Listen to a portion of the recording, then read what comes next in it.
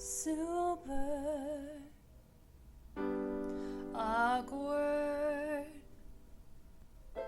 FUN-CAST. You're listening to the Super Awkward FUN-CAST. Yeah. Hello and welcome to the Super Awkward FUN-CAST, the 53rd episode of the show. We got a lot to talk about today.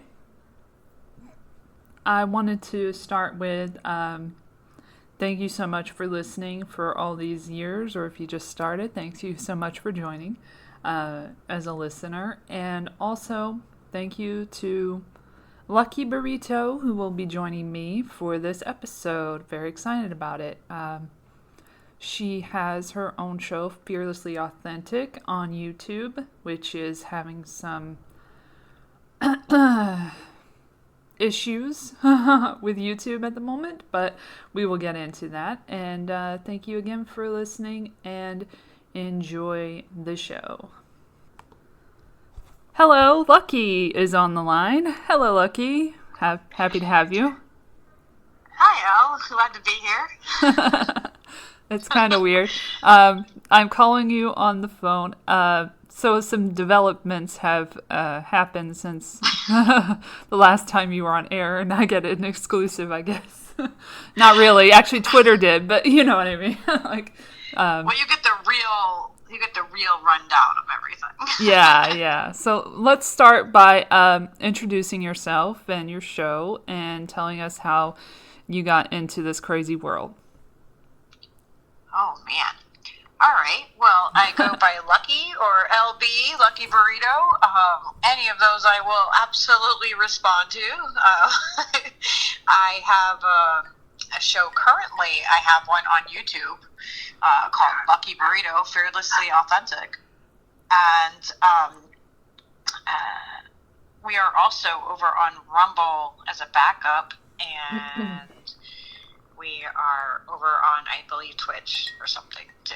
But yeah, currently on YouTube we have a channel. Currently.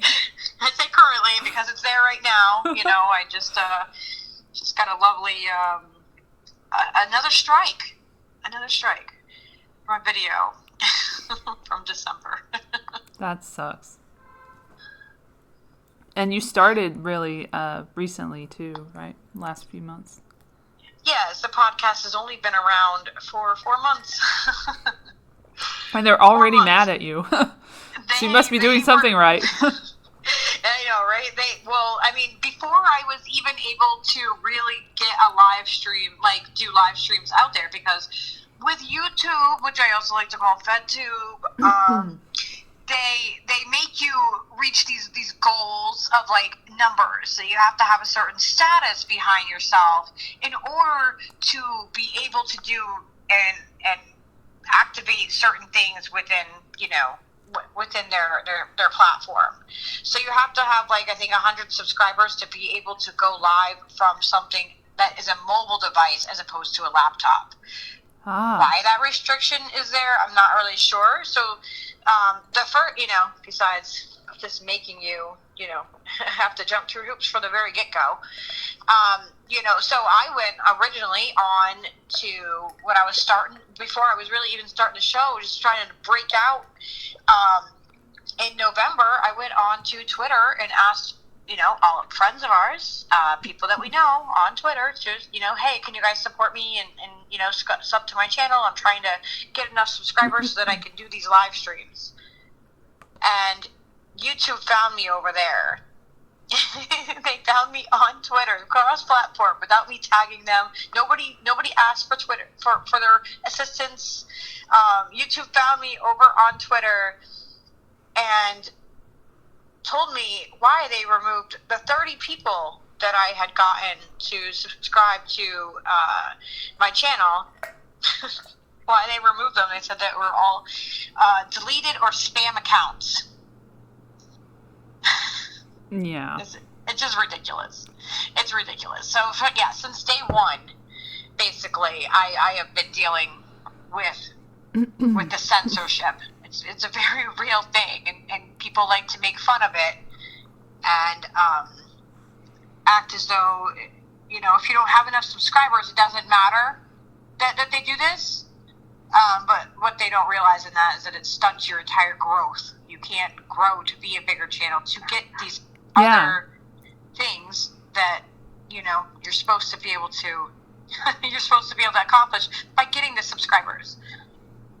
Yeah, it seems to be a rigged system to me, like, and I don't know why, but back in the day when I first started, like, well, not first, because this is my second channel, but when I started just making videos like that were serious enough to me, YouTube just like made me a partner out of nowhere, and I was like, okay, or Google, and I just kept that partnership for however long, and then they started changing the rules, and they said it was like 10,000 subscribers.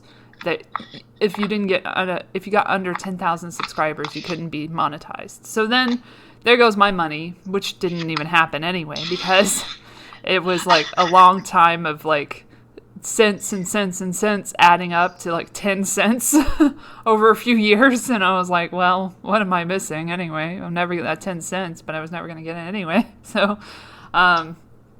So yeah, that whole thing, like, they just told me they're ending my AdSense account, and I'm like, dude, I didn't even know I still had one. Like, you should have ended that way before, like, when you took away my monetization in the first place. But okay, which was a mistake. Yeah, that's great. That's how they do this. That's they put you into a stranglehold. So they're like, well, if you want to, and then on top of it, so now, since I'm sure it's changed now, but now you have to get like 500 subscribers in order to be able to do like it's like a post like you would do on Twitter or Facebook.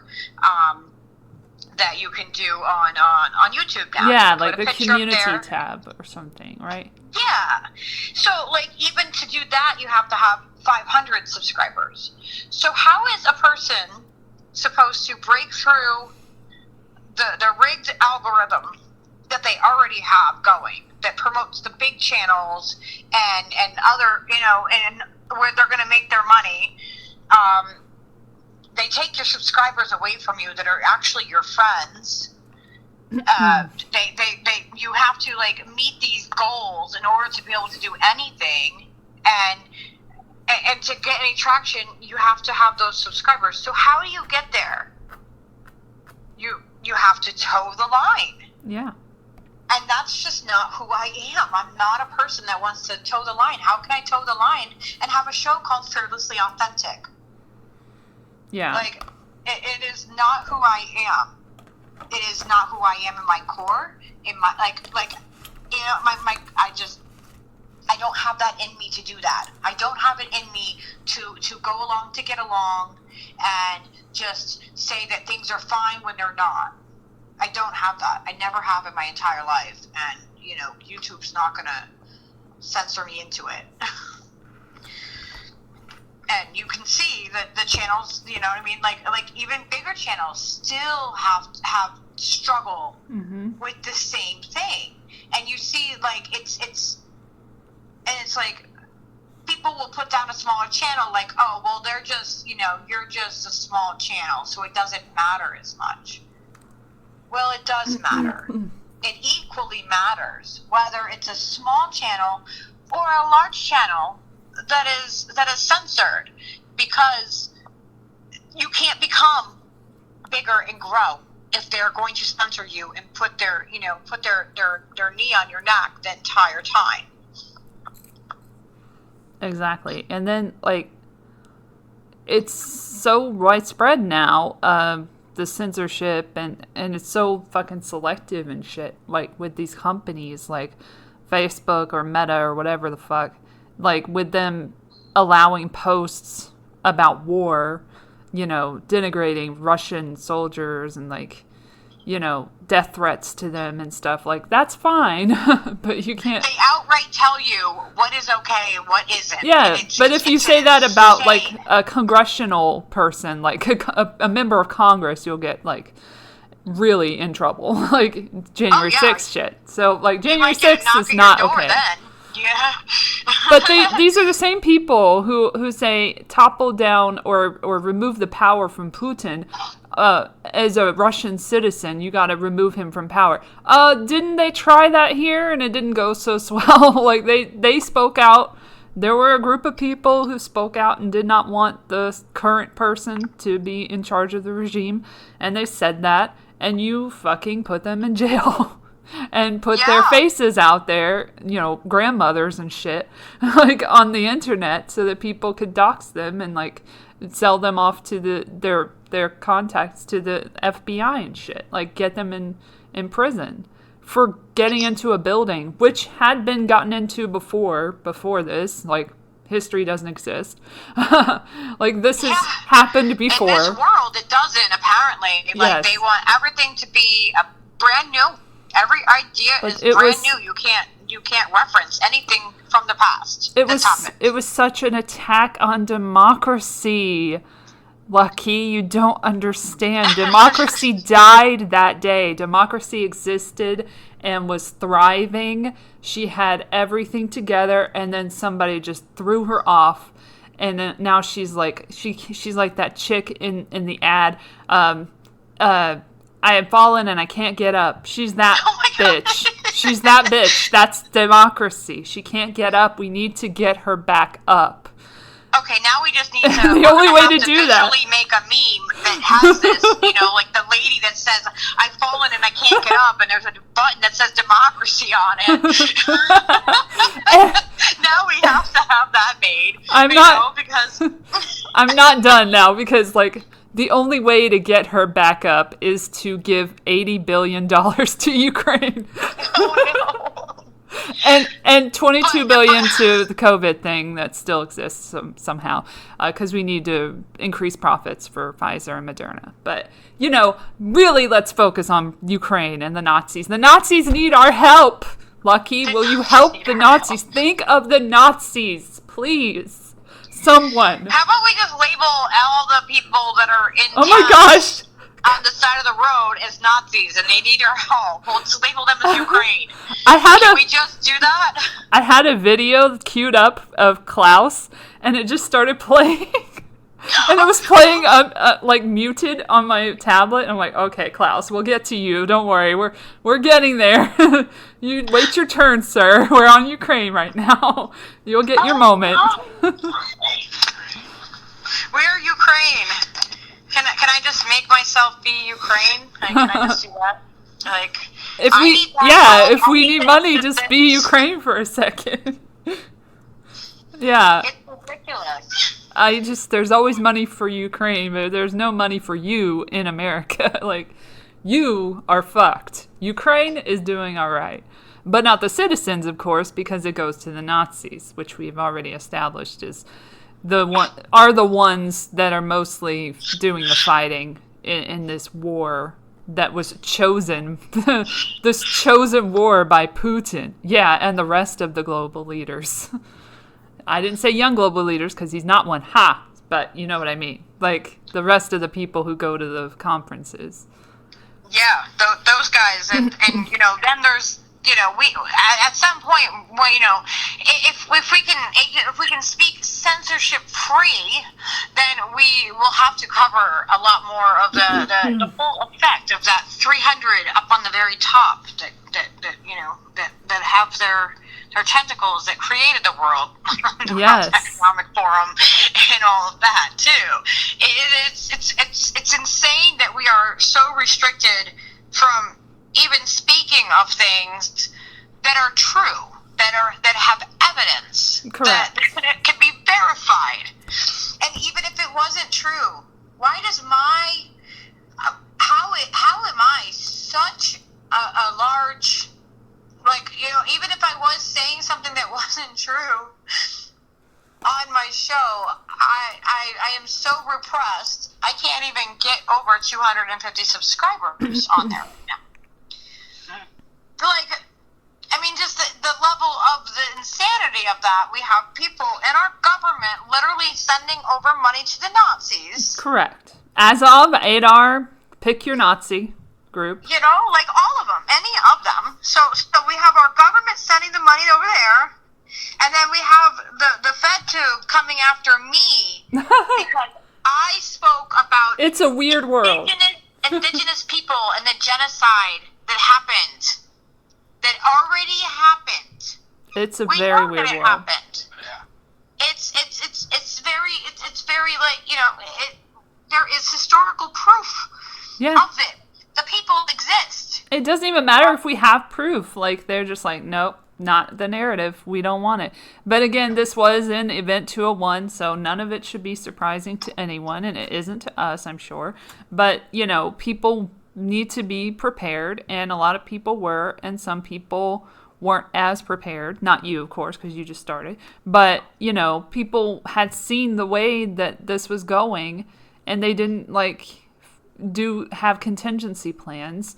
And then they're all like, oh my gosh, what happened? Well, while you were busy talking about, intellectual property of the vaccines and shit, they were using the scam to control all of us and censor speech. So, you kind of missed that story, didn't you? Some of them, you know, not all of them. And I'm not pointing out any particular people. You can figure it out for yourself, which ones were on the take, or which ones weren't, or which ones were, okay, this is the good part of the government. This is the government agency that does the good stuff, CDC, right? So they wouldn't hurt us. No. They've never hurt us before. Someone needs to read a history book. Someone needs to read recent history of what kind of things the U.S. government has done with these bioweapons, is what the word is. Germ warfare is another word that another thing that they've used in the past, not so far away. And also, they're doing the mosquito thing. We were talking about the mosquito thing years ago, and now the mosquito thing is in California and Florida. These fucking crazy GMO mosquitoes from Bill Gates people, the things that he funds, and they're like deploying them already. I should get that story. I didn't even expect to say that story, but like, I'll put that in the notes for you guys, the show notes. As always, the links are in the show notes.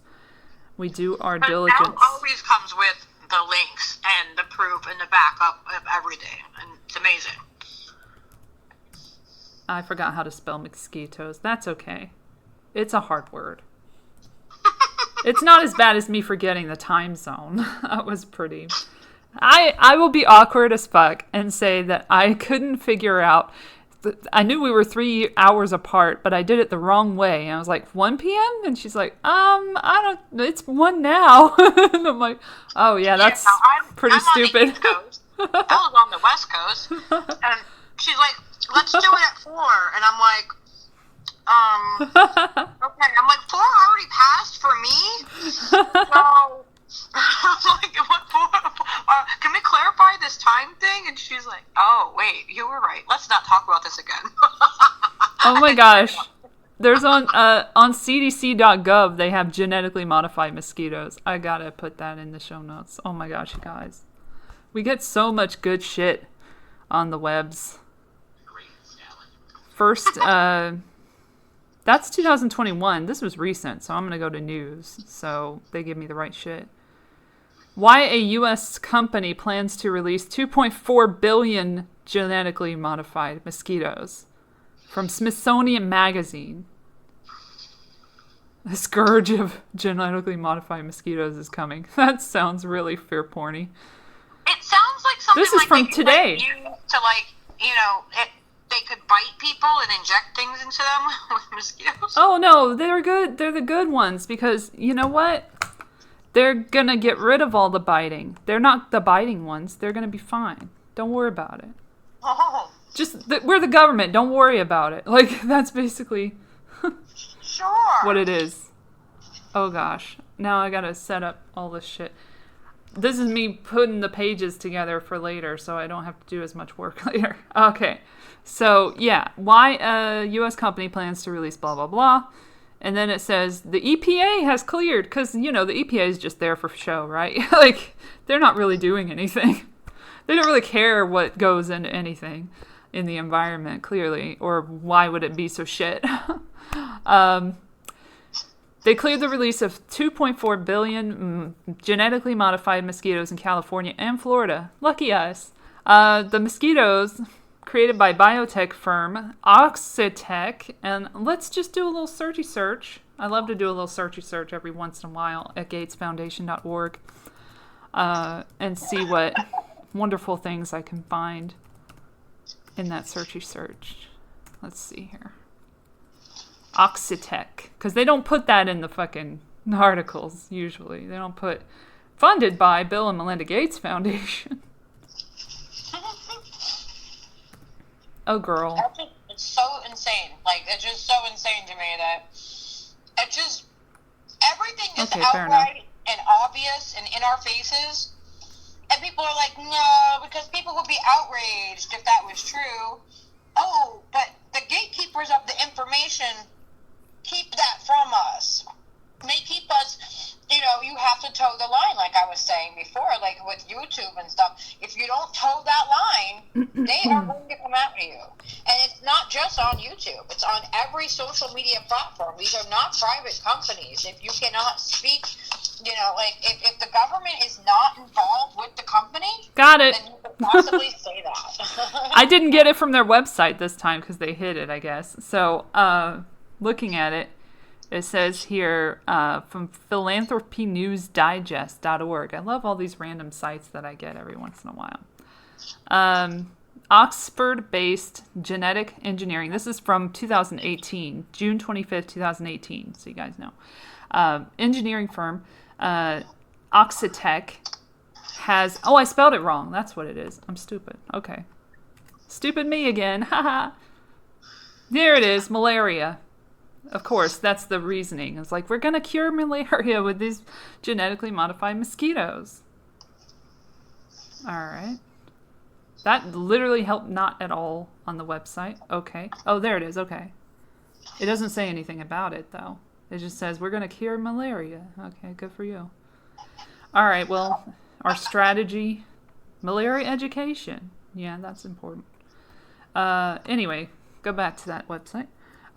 They have announced a partnership with Bill and Melinda Gates Foundation to develop a new strain of mosquitoes to combat the spread of malaria. Okay, and that's where it is. So then I go to gatesfoundation.org, and they've deleted that. So what are they hiding that they're deleting their connection to Oxitec, which is clearly true. And I remember seeing his mosquito video, because he has a mosquito video that he released a while back. That was talked about, I think, by Grace. Really graceful. I don't know. Somebody like that. Mosquito. I mean, did they think that they could keep these mosquitoes contained somehow? I mean, we do have big, huge, monster snakes and savanna monitors and, all kinds of crazy things down in Florida that are completely surviving and ruining the ecosystem. I mean, what could go wrong? Things adapt and survive in trouble. I mean, did they expect that they wouldn't get there, or were they expecting that they would get there? Oh my gosh, he had a video in 2021 about, it says, as COVID-19 spreads, don't forget about the world's deadliest animal, the mosquito. So let's play that lovely little video. Wants to get bit by a mosquito. Did I look up mosquito Bill Gates and then I'll get it? Okay. The algorithm was on my side for once. Yes. Just don't tell him I'm here with you, okay? Okay, here. I hope we can both hear it, but I didn't know if I wanted to play stuff for you, but let me try. Let me turn up to...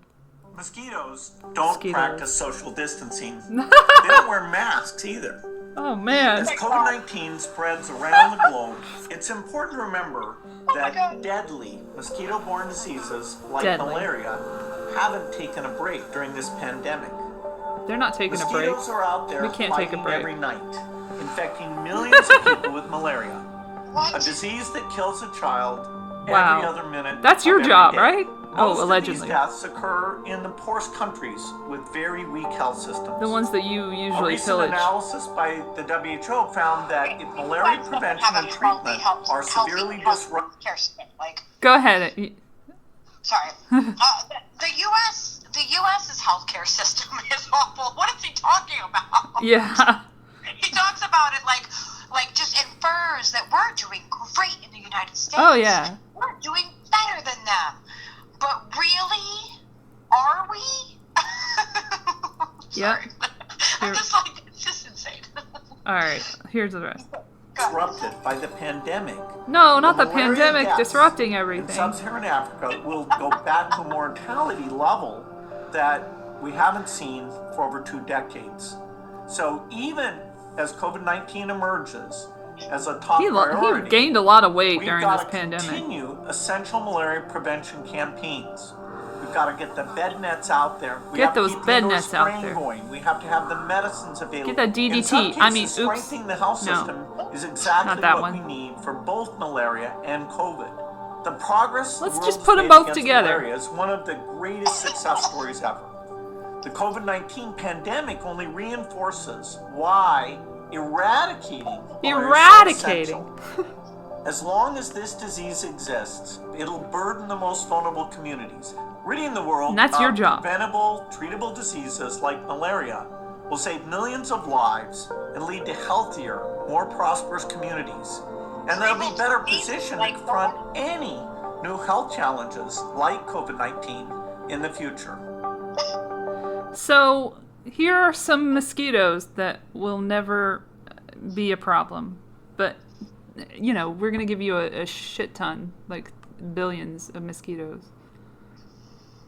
Enjoy. How can they think that messing with the ecosystem more is going to put more balance in it? Hey. Woo, girl. I keep almost dropping shit. Oh my gosh, my quarter fell, and then I was like, not the tablet, because I can lose the quarter in the floor, that's fine. But the tablet is kind of, it's not expensive, but it's important.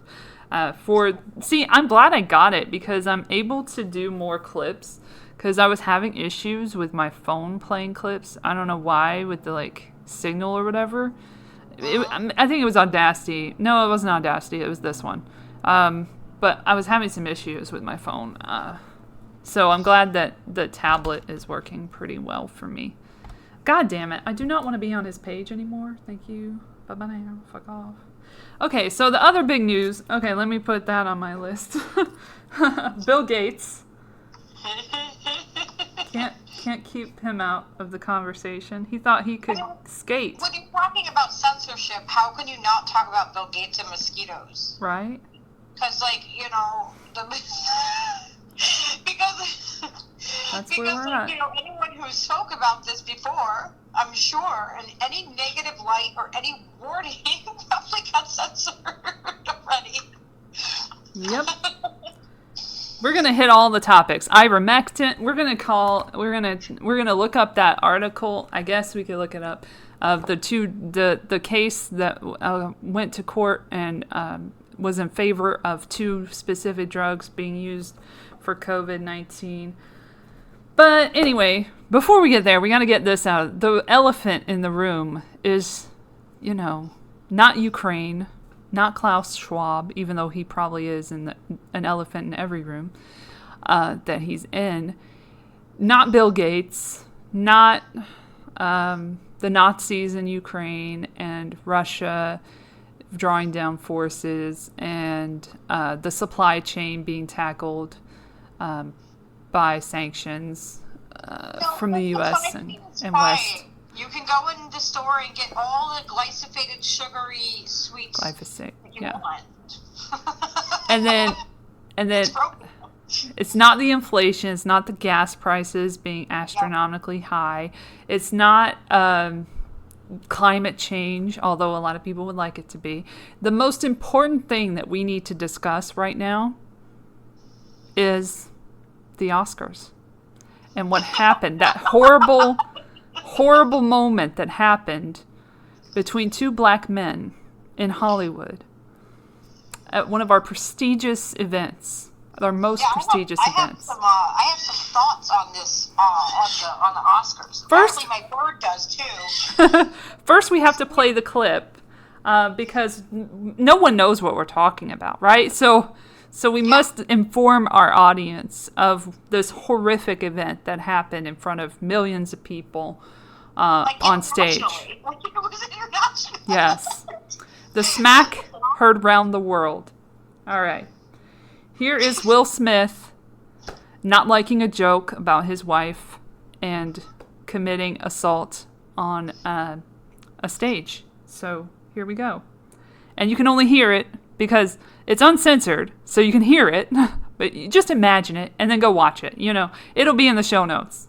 For real, like, watch everything if you want. Like, who, you know, you don't have to just listen. Pause the show, watch the clip, and come right back.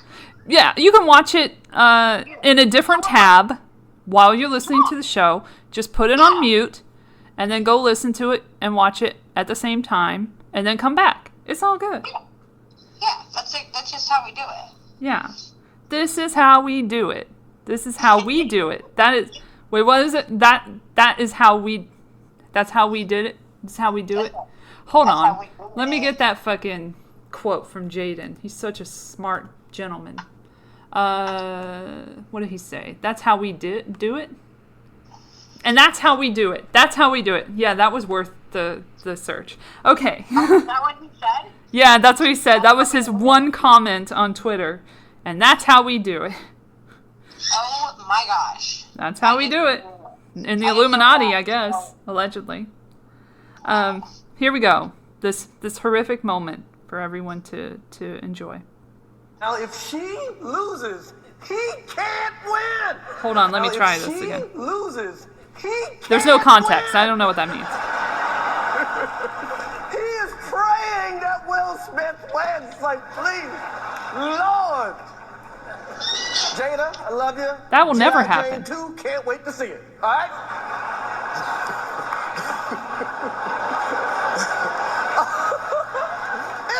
That was a nice one. Okay. I'm out here. Uh-oh, Richard. That's when he comes on the stage. Oh, wow. Wow. Will Smith just smacked the shit out of me. Take my name out your fucking mouth. Wow, dude. Yeah. It was a G.I. Jane joke. Keep my wife's name out your fucking mouth. I'm going to, okay? I can go. Okay. Now, if she... Okay, so that was a mistake. But what's funny about... Or not funny. None of this is funny. I didn't mean that. But what's interesting about that is Hollywood was very, very distraught over this event. And no one was more distraught... Not really, about the backlash against Will Smith than Whoopi Goldberg. Yeah, Whoopi had a fucking thing to say about an apology, which is hilarious to me, considering she just said some shit on her show, and then they had to actually put her on sabbatical or whatever, and then she came back. But before that, she didn't apologize, and then she did, and then it was badly done. And then her talking about, oh, sometimes apologies aren't real or whatever. Like, I'm like, girl, what world am I in? Are we already in the metaverse? Because it feels like it.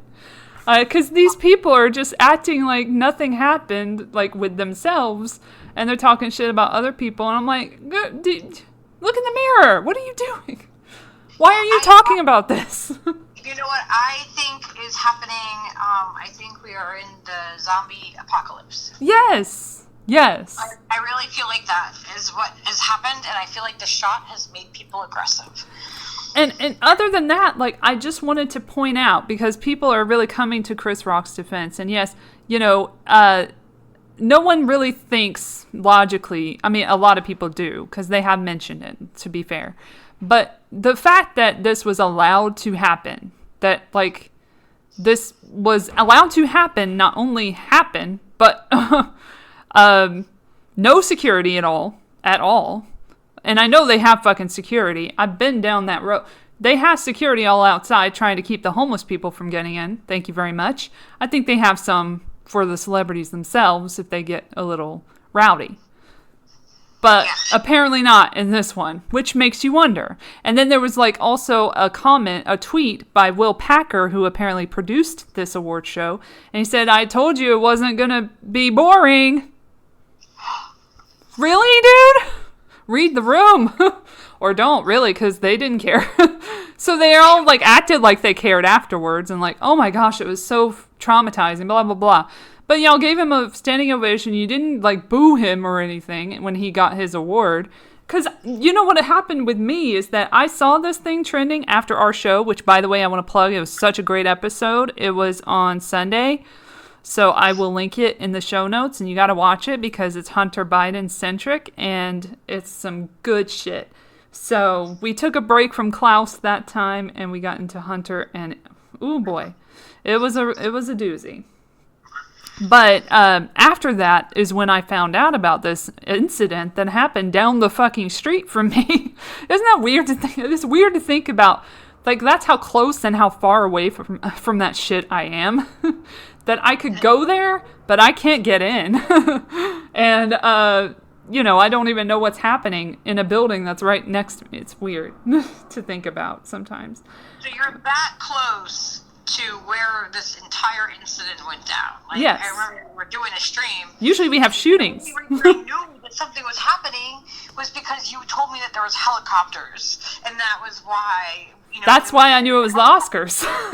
I thought it was just another shooting, but it was not. What was I looking up? Oh crap. Yeah.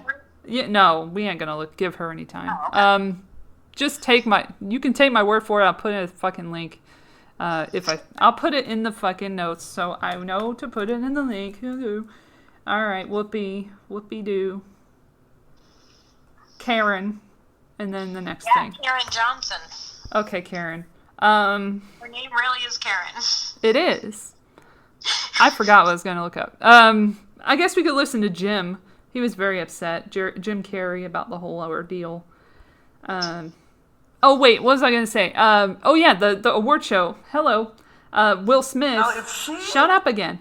Okay, Will Smith, his acceptance speech, I saw that first, so I was confused as fuck, because I thought that was before. You would think, normally, like, if you see the speech before, you're like, oh, it was after he got this, right? Like, that something went down. No. This was after. So it really made no sense to me, honestly. I love that they're trying to cover it up. I'm like, Will Smith and they're like, acceptance speech, Critics' Choice Awards. Shut up, YouTube. You know what the fuck I mean. Oh my god. You're really gonna make me write the whole fucking thing. Shut up. And there it is. Okay, lead actor, ABC. We're not gonna listen to the whole thing. And the Oscar goes to... Listen to the people. Denzel's all happy and standing. Everybody's clapping, standing. And this is after he's already gone over. Yes, this is after he's assaulted someone on stage, and they're acting like, oh my gosh, it's the end of the world. And John Travolta, what the fuck? They're hugging it out like good old Scientologist besties. Oh, and catch the triangles in the background. I love that. I love the triangle aesthetic. Nothing creepy about that. Richard Williams was a fierce defender of his family. This was a great start. In this I love the time ASMR in my life, too. In this moment, I am An actor. Acting. overwhelmed by what God is calling on me. God to did not do tell you to and punch be him in this or world. slap him. God made me do it. Who's this God? Making this Tell film. everyone what to do. I got to Satan. protect Oops, allegedly. Ingenue Ellis, who was one of the most He's crying strongest, already. And I really thought something delicate emotional had people I've happened when I ever saw met. this. I was like, wait, what happened? I got to protect Yeah. Sanaya. It would look like he was the victim at this point. The two actresses. To anyone. Venus and Serena. Like, something happened to him, and I was like, what the fuck happened to him? And then it turned out that was not the case. I was super confused. I'm being called on To in do my what? life to love people You're doing a great job. and to protect people. Oh, yeah. Because they can't protect To be themselves. a river to my people. Crying still. And I know to do what we do, Oh my God. you gotta be That was able to me take imitating him. abuse. You gotta be able to have Yeah, like Chris praise did. about you. Yeah. In this business, you gotta be able to have people disrespecting you. You gotta smile and you gotta pretend like that's okay. This is his apology, by the way. Yeah. He's gonna apologize at some But point. Richard Williams. And what I loved, thank you, D. Denzel said to me a few minutes ago, he said, at your highest moment, be careful, that's when the devil comes for you. Well, it's not the Oscars without a mention of the devil. So did God made the devil do it? Is that what the Yeah, exactly. God made the devil do it? We might listen to the whole thing, Sorry. actually, because this is insane. I don't think I listened to the whole thing anyway. I want to be a vessel I'm a comedian. I can do this. for love. I don't like all I want to the say indie media doing it. thank you to Venus and Serena. I just spit. I hope they didn't see that on TV. They cut away for him I want to say spitting. thank you to Venus and Yeah. Serena. They and really entire love him. Williams family. They for did it trusting again. What me are they doing? with Cutting your away? story. I'm so confused. That's It what says I wanna Oscars, do. and it's just I like wanna a be an screen of ambassador Oscars. Of Yeah. that kind of. Maybe it's because her nipple was out. Love. I don't know. There's so much Care, weird concern. about this. What in the I world? apologize to the This Academy. camera guy is I like, apologize to what is all my happening? fellow nominees. I'm not getting paid enough for this. I don't want to go to the station. This is a beautiful moment, and I'm not It's not far away though. You don't have to I'm not go far crying to get to the station. for winning The an Hollywood award. station. It's not about winning an award for me. Oh, no. It's about being able to shine light on all of the people, Tim and Trevor. That I've and never heard of Zach, until today. And Sanaya and Demi and Ingenue and the entire cast. It'd be funny and if it was crew Demi of Moore King that he was Richard talking and about. Venus and Serena, Because she was in G.I. Jane. Um, Or they could do like a meme with Demi for that part. It's too easy. Art imitates life. I look like the crazy father, just like they said. Nothing to do with you being a father though. I look like crazy father, just like they said about Richard Williams. But love will make you do crazy things. Love will make you do crazy things, everyone. So commit assault. Love To and my God and mother. the devil. Yes. The devil A and lot the of this God and the moment is love really and all that. complicated for me, So but complicated. To my mother, Imagine how complicated it is for Chris watching. she didn't want to come out. She's At home. had her knitting friend. She has a If he, knitting in fact, crew that was she's in hit. Philly watching with. His mother came out. Oh, we gotta hear her too. Being able to love, J.K. care for my Simmons. mother, J.K. my Simmons. Sorry, family, J.K. my Just wife. kidding. J.K. Simmons is I'm taking behind up too him. much time. Sitting down. Thank you for this honor. Thank you for this moment. And thank you on behalf of Richard and Oracene, the entire Williams family. This Thank is for you. Hoping Academy invites me back. Thank you. Yeah, I don't know if that's gonna happen. But anyway, you know who didn't invite him back? Twitter, because they suspended his account after this ordeal. After he apologized with his fake apology. Where's the apology? Okay, let me get the apology. I'm like, I haven't heard the apology. Oh my gosh, yes. That was his attempt at an apology for the Oscars themselves. Oh, I can't go to Twitter. I have to do a search. So, like, the President of the United States has no statement on whether or not... No, they did not have one because Twitter? They were asked. They were asked that. We'll get to that too. Thank you. We will get to that. You're keeping me on track here. But I do want to get to Chris Rock too, because he is not the Twitter. He's not the conservative person's like guy that is being made out right now in the press. Like, he's getting a lot of good press, but conservatives need to look back at what he was doing last couple of years ago, and we'll see if they feel the same way about him. But I mean, people can change or whatever, and victims and all that, but like also he's kind of an idiot, so we'll look at that. Twitter apology. Let's see here. It's a doozy of an apology, because it's literally the same as like every apology you've ever read from a celebrity. Pretty much. Verbatim. You'll see what I mean by that. I'm sorry if you were hurt. I'm sorry, but I'm not really sorry, and excuse me for my behavior, but don't excuse me. There's no excuse, but I did do it because of this, that sort of thing. I'm famous. I'm an elite. I'm fine. All right. And he did it on Instagram, so it means something. It's so important because he did it on Instagram. Why does... For everyone to see. And Chris, sure. Violence, in all of its forms, is poisonous and destructive. My behavior at last night's Academy Awards was unacceptable and inexcusable. But jokes at my expense are a part of the job.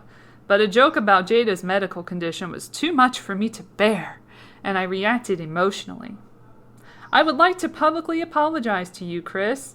I was out of line and I was wrong. I am embarrassed, and my actions were not indicative of the man I want to be. There is no place for violence in a world of love and kindness. Except for Ukraine? Yeah, that's the good violence. You understand. Circling it back. Yeah. I mean, you're kind of circling it back, but I still wanted to, be on this. What did you just say? You said we should do something else with Will Smith. Oh, wait, no. I said I was going to play his mother. She's very upset. She said she had never seen him like this before. Hold on a second. And I'm getting to a point here. There's a point to what I'm doing. It's not just to hey, look at this. There's never just a, hey, look at this anymore. We're going to actually talk about shit. So, mother... Well, I mean, and Will's childhood is also, a factor in this. He grew up in an abusive childhood. Mm-hmm. Here she goes. Action News anchor Shari Williams is here now with an exclusive interview. Blah, blah, blah. A man that they blah, adore. blah, blah. And he never half steps. And just to see him, and I've been waiting and waiting and waiting, and when I heard the name, I was just, yes. On Hollywood's biggest night, she got up early and was the first to send a text on the family special group chat. I started out with good morning. We've got to say good luck and congratulations to Uncle Will. But no one would have predicted how the night would unfold. As the Smith family gathered in their family home in the suburbs of Philadelphia, Mrs. Smith, Will's sisters, Ellen and Pam, and others dressed up gathered around the TV to watch their hero, Will Smith. But before the award came a very awkward and stunning moment, the now infamous slap at the Oscars. Will Smith striking comedian Chris Rock after he made a joke about his wife, Jada Pinkett Smith's hair, which she's been losing because of alopecia. The famous actor, born and raised in West Philadelphia, who always seemed to be cool and collected, lost it. Even Will's mother admits she was surprised. He is a very even people person. And it's a people person. That's the first time I've ever seen him go off. First time in his lifetime. It surprised you too, huh? It did.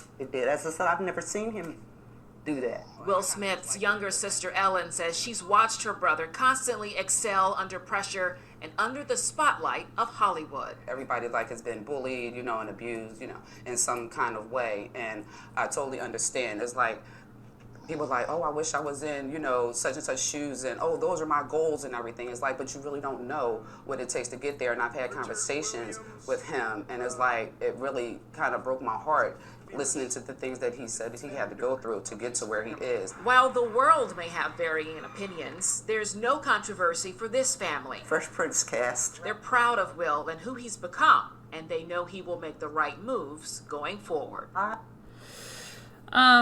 So then we have Jim Carrey talking his shit, saying his shit to Gayle King about the situation. I heard the Jim Carrey one, and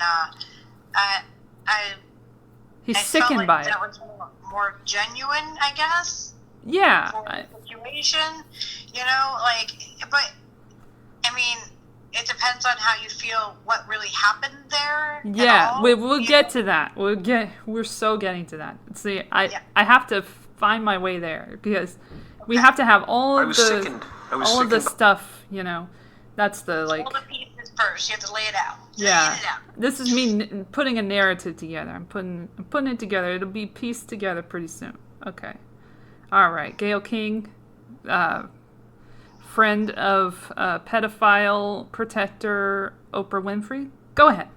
Jim Carrey was on hand promoting his new movie, Sonic the Hedgehog 2, but yeah, he made it clear how he felt about Will Smith's actions on Sunday night. You do not have the right to walk up on stage and smack somebody in the face because they said words. Since Sunday night, the Academy has launched a formal review into Smith's actions on stage, and Will has since issued a statement apologizing to Chris Rock, saying in part, quote, "I would like to publicly apologize to you, Chris. We already heard it.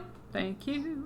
On Sunday, Extra spoke to many stars I don't who care also what they said. Any reason for punch someone? You should.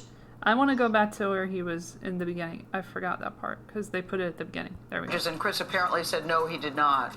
He doesn't want the hassle. I'd announced this morning that I was suing Will for $200 million because that video is going to be there forever. It's going to be ubiquitous. Jim Carrey was on hand.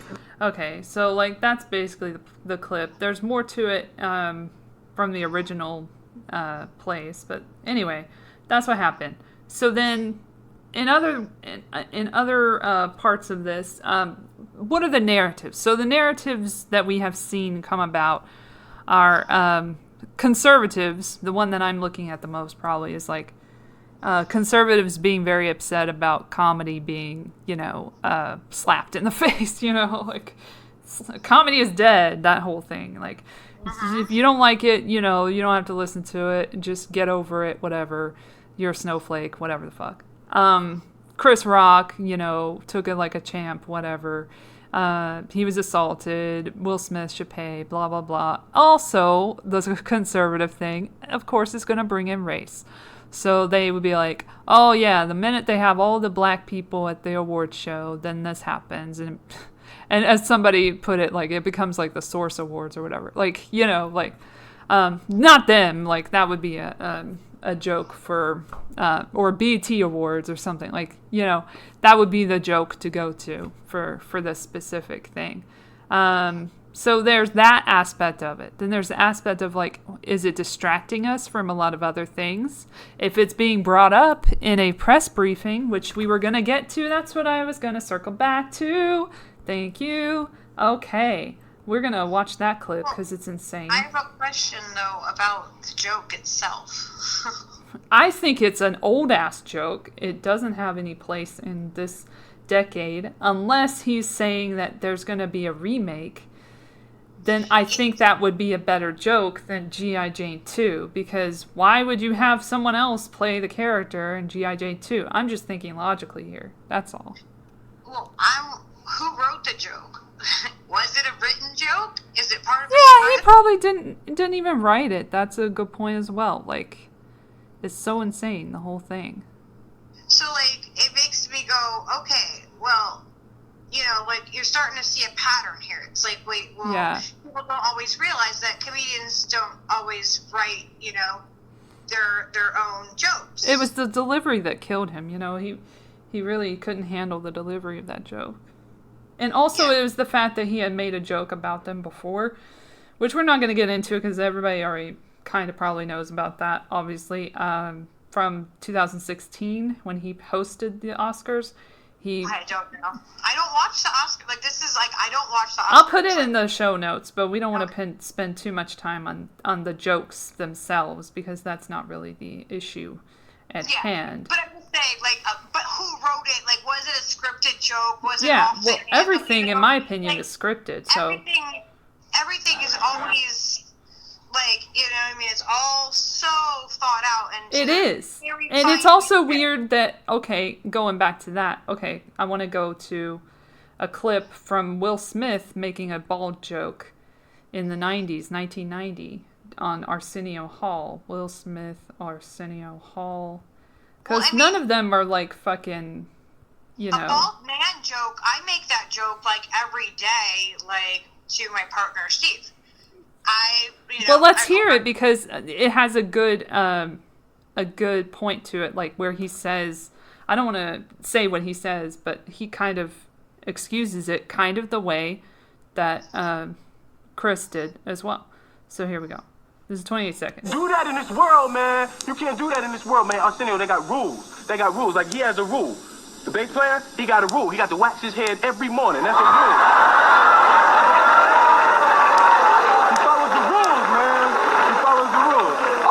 Jokes, come on. These are jokes. And then they comment on that or whatever. They like put a meme on it. But like that's the thing is like these are jokes. So that's what it all comes down to is these are jokes. Like Will Smith, these are jokes. So now I could see it maybe being inappropriate if she was like if she had like a wig on and she was trying to cover, you know what I mean, the fact that was, you know, possibly an issue or something, you know, like, it's not like it was like it's something that she was trying to hide or cover. And bald men, you know, like men are always made fun of with having bald heads. So and it's a joke. I don't know. I didn't see what was so offensive. It was just not that funny is all. Like that's all it was. It kind of fell flat. Like I was like, and then he was like, okay, let's move on. Like you do when you bomb a little bit, you're like, okay, well that didn't work. Let's move on to the award or whatever. And then he wouldn't let him move on. And so that's what happened. But anyway, we want to know what Biden thinks, right? That's what's important. What is ultimately important. Also, let's do a shout out to Psycho Saki. She is under the weather at the moment, even though she has triple shots to get rid of COVID, because that's what they do. If it's real COVID or if it's selective COVID. Oh, I don't know. It's just really interesting timing, what with the Ukraine thing falling apart and the Hunter Biden emails and everything. I mean, it's just interesting timing is all I'm saying. People can't selectively get COVID. And we also lost, oh my gosh, we lost the deputy press secretary too. Like, what happened with Jean-Pierre? She's gone too. It's amazing. They both got COVID at the same time that Hillary Clinton did. It's just really, really bad luck, honestly. It's just so sad. And then, you know, the president's fine, you know, and he just got boosted today, so it's all good. Again, because you got to do it twice now. Sorry, guys. So that's the news.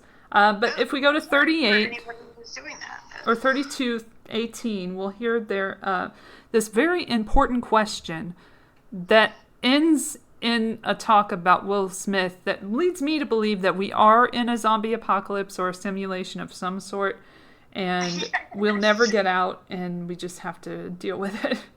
But here it is. This happened, and now you know that it happened, and I can prove it. Okay, let's see, 3154. We'll give them a second. And this is, by the way, Kate Bedingfield. Yes, I've never heard of her either, but she's the director of communications. We went down the line from press secretary to deputy press secretary to the other deputy press secretary to this chick. So nothing weird about that at all. He didn't even get COVID. He was just like, I can't handle this. I'm not doing this again. Just don't put me up there again. And they're like, okay, sure, sir. I forgot his name. Scott. Oh my gosh. I'll just give him the name Scott. Okay, Scott, you know. We'll give you a break.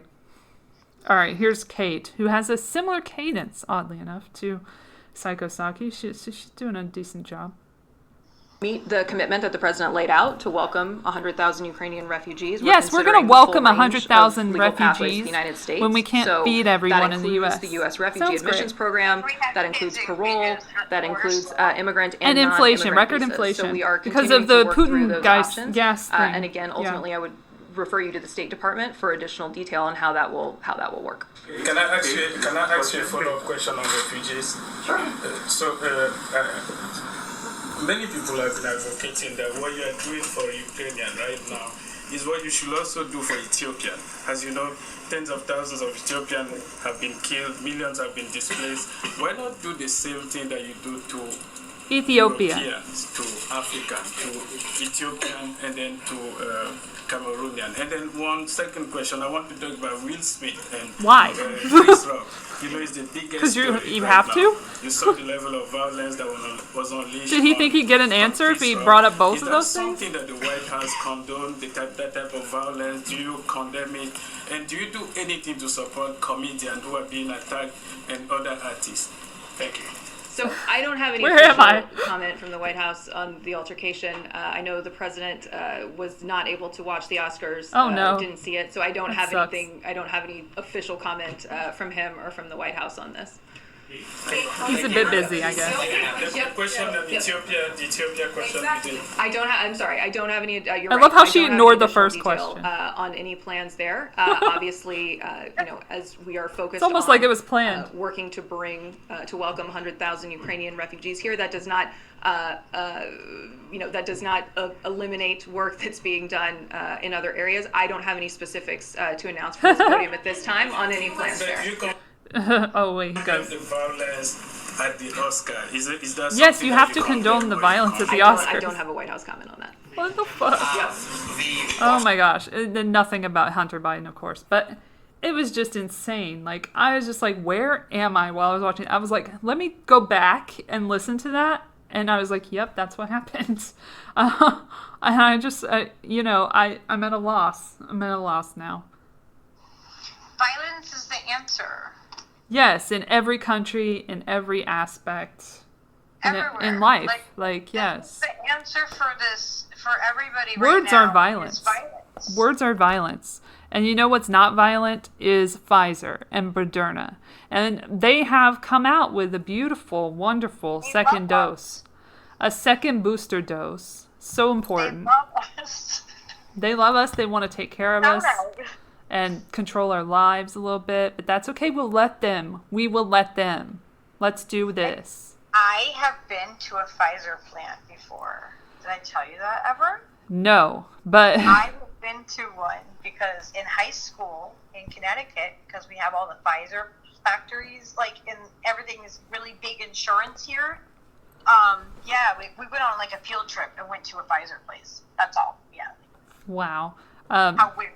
Right? As a kid, you get indoctrinated with Pfizer. Dude, I just milked cows as a kid, with the machine. That's all I did, on a field trip. So I didn't do the Pfizer thing, but I did the factory farming thing. So I mean, it's at least a skill to know how to milk a cow. You had to milk a cow, right? Yeah, I totally had to do that later in life. I love the bird in the background because nobody really knew what the fuck that was. I'm sure if they're not new, if they're not part of our audience, then they'd be like, "What? Who's Peaches?" It's a bird. Yeah, Peaches is the cockatoo that likes to scream in the background on occasion. I went upstairs into a different room to avoid.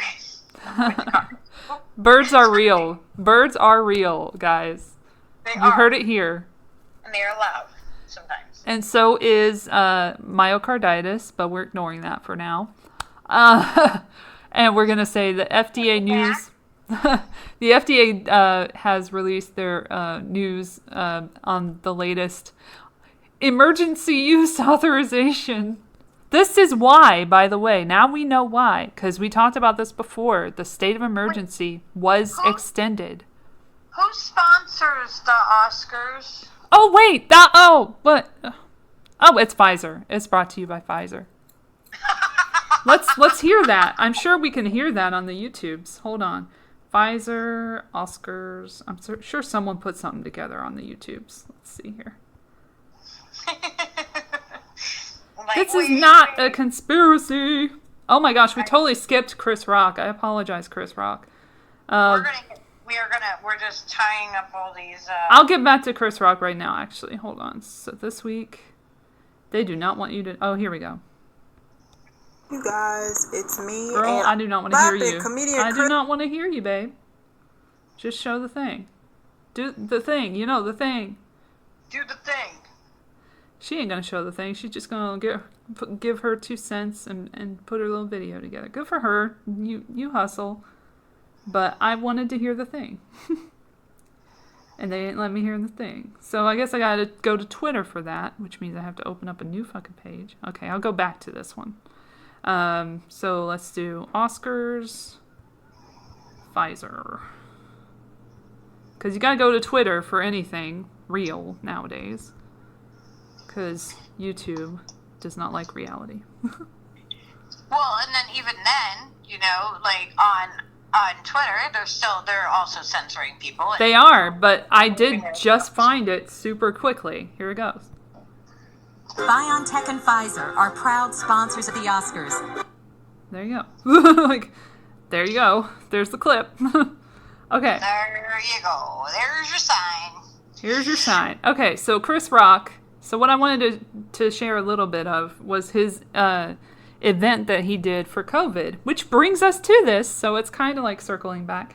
So remember back in 2020, May 28th, which is oddly enough over a year ago, when they were very worried in New York about everything and making everyone vax and mask up and all that stuff. And they invited Chris Rock and Rosie Perez to the New York governor at the time's briefing. And this is how that went. So this is like just a couple of minutes of Chris, who doesn't know what the fuck's going on.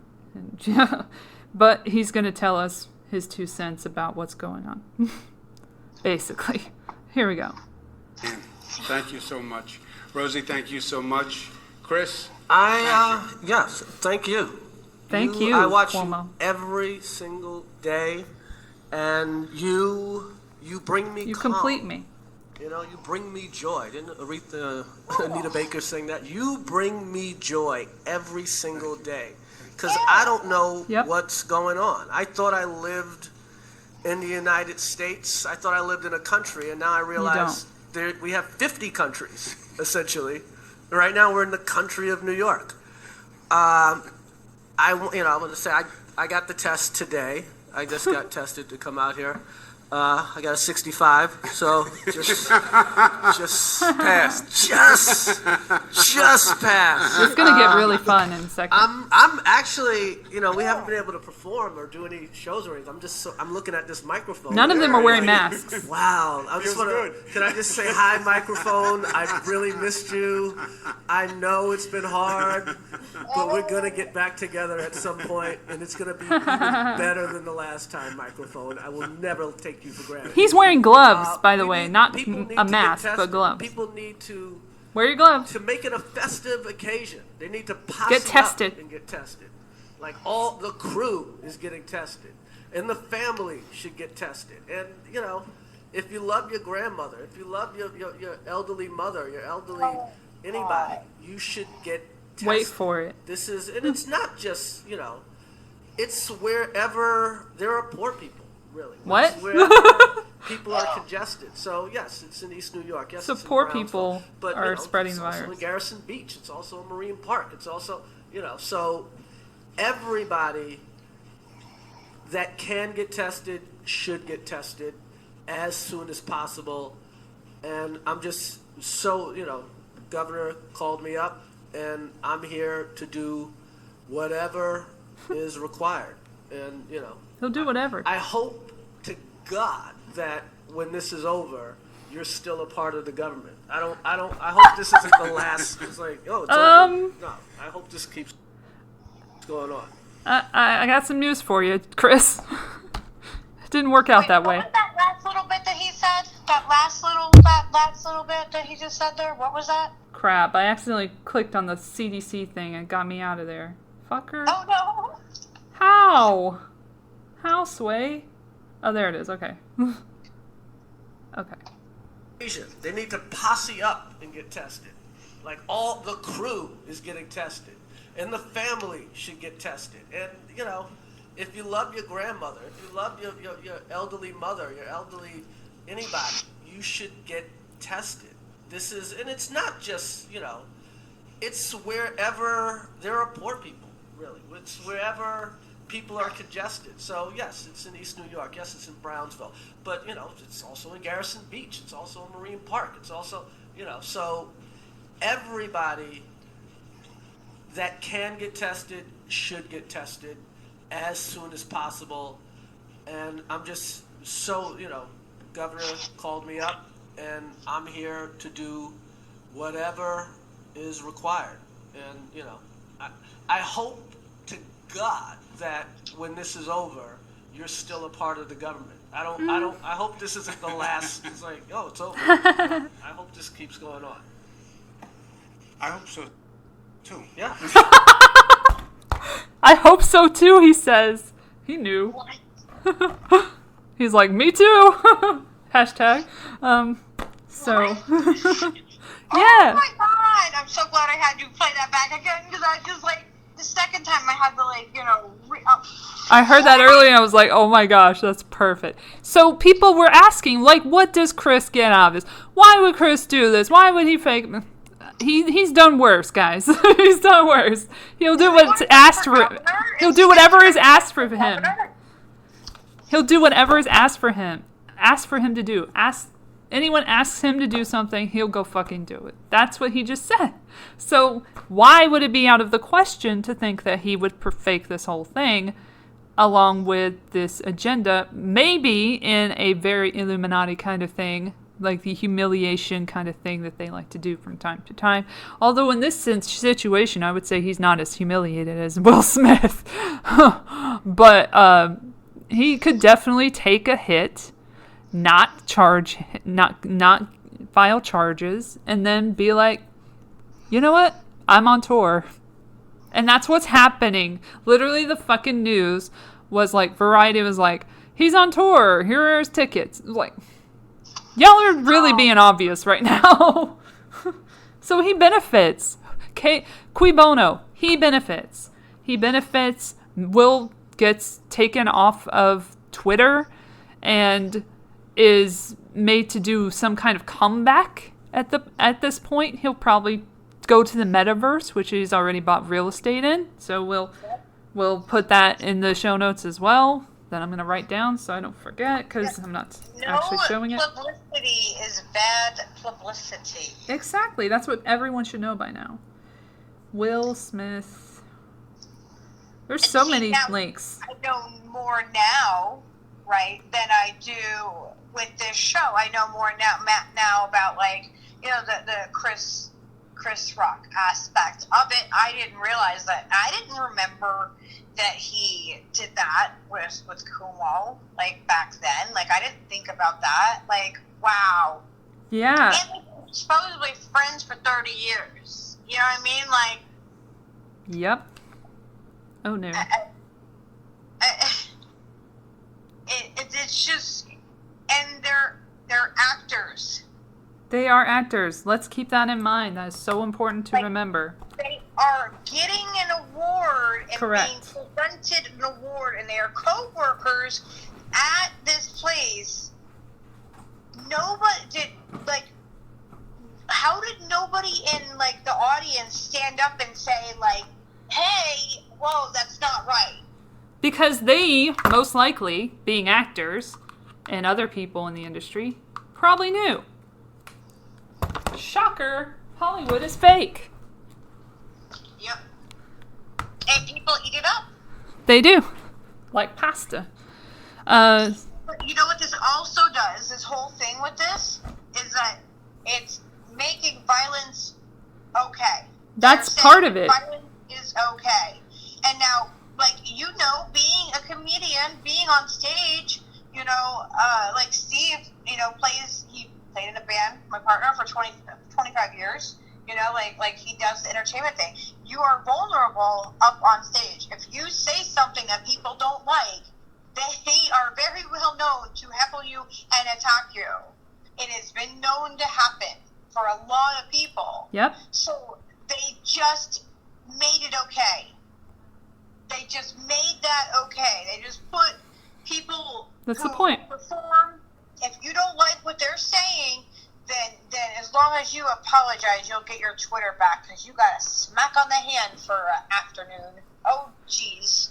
See, speaking of their consequences are not our consequences. Speaking of people I want to smack, not just on the hand, Fauci has come back in a big way. Just, out of nowhere, like, oh, the troll was gone for a while. Oh my gosh, it's Ukraine. And now we got to sell boosters. So, you know what? Get him back in. Bring in the whole team. God. Who writes the script for this whole thing? It's so predictable. Who writes the script for the larger picture of it? I mean, so let's listen to him talk about the vaccine-related data speaking for itself, for themselves. Now data is plural and singular whenever they want to say it. So he says that. This is from 5 days ago. So he came back this week, and he comes back on Fox fucking News. Because Fox News likes to pretend they hate Fauci all the time with all these other hosts. And then every once in a while on Neil Cavuto's show, it's like, here he is again. And it's like, why the fuck is he here? And the audience is not like, why the fuck is he here? They're just like, oh, he sucks. And it's like, but who's giving him a platform right now? And don't you think he should be in jail? I think you do. Shut up, dude. Okay, so let me see. Let me see where we get this stupid ass shit that he says. Oh, and the new COVID wave is coming, because like this was fucking easy to find. BA2, the BS variant is coming, and everybody needs to be scared. So this is him preparing to go in on that in the next interview that I'll show after we get to the boosters, because that's so important and we got to talk about that. How do you feel about that? Well, about the mandates Neil, that's obviously a delicate situation in New York. I really don't want to be out there outguessing the mayor, New York, who I'm sure is trying athletes. to do what's best for the city, but he made that decision to pull back on the requirement for vaccination for certain entertainers and sports figures in some of the athletic teams. I mean, as you mentioned, there is a pushback on that might be unfair to others, but I'm not there on the ground in New York. I don't have a good feel for what the situation is, so it really is a tough problem. So I'd rather not really why couldn't it be comment. for everybody, Doctor? I guess I'm saying if you're going to not require vaccinations for athletes and entertainers, do the same for everybody else. Or if you are, include the athletes and the entertainers. Be consistent. Yeah. What do you think? Good job, sir. Well, again, Neil, I don't want to be taking sides on that. I think that the mayor had a difficult decision to make. He doesn't have the narrative on that yet. When you introduced the topic, there's been a lot of pushback on that because some are seeing it as unfair. You can understand that, but you also have to look at the mayor's side. Again, it's a tough call. It's really a tough call. It's really a tough call. Yeah, I guess he... At those data really... Here we go. Okay, here we go. Down to 78%. And the data from Israel are even more dramatic than that. So the question is a reasonable question. Do you want to give a fourth dose at least to some subset of the population? At likely first. The elderly, just like the who generally booster. Don't have as robust it was only for the an immune small response group, as an and then it was otherwise for healthy everyone. young person. The FDA is looking at those data really in real time right now. There's also going to be another aspect to it.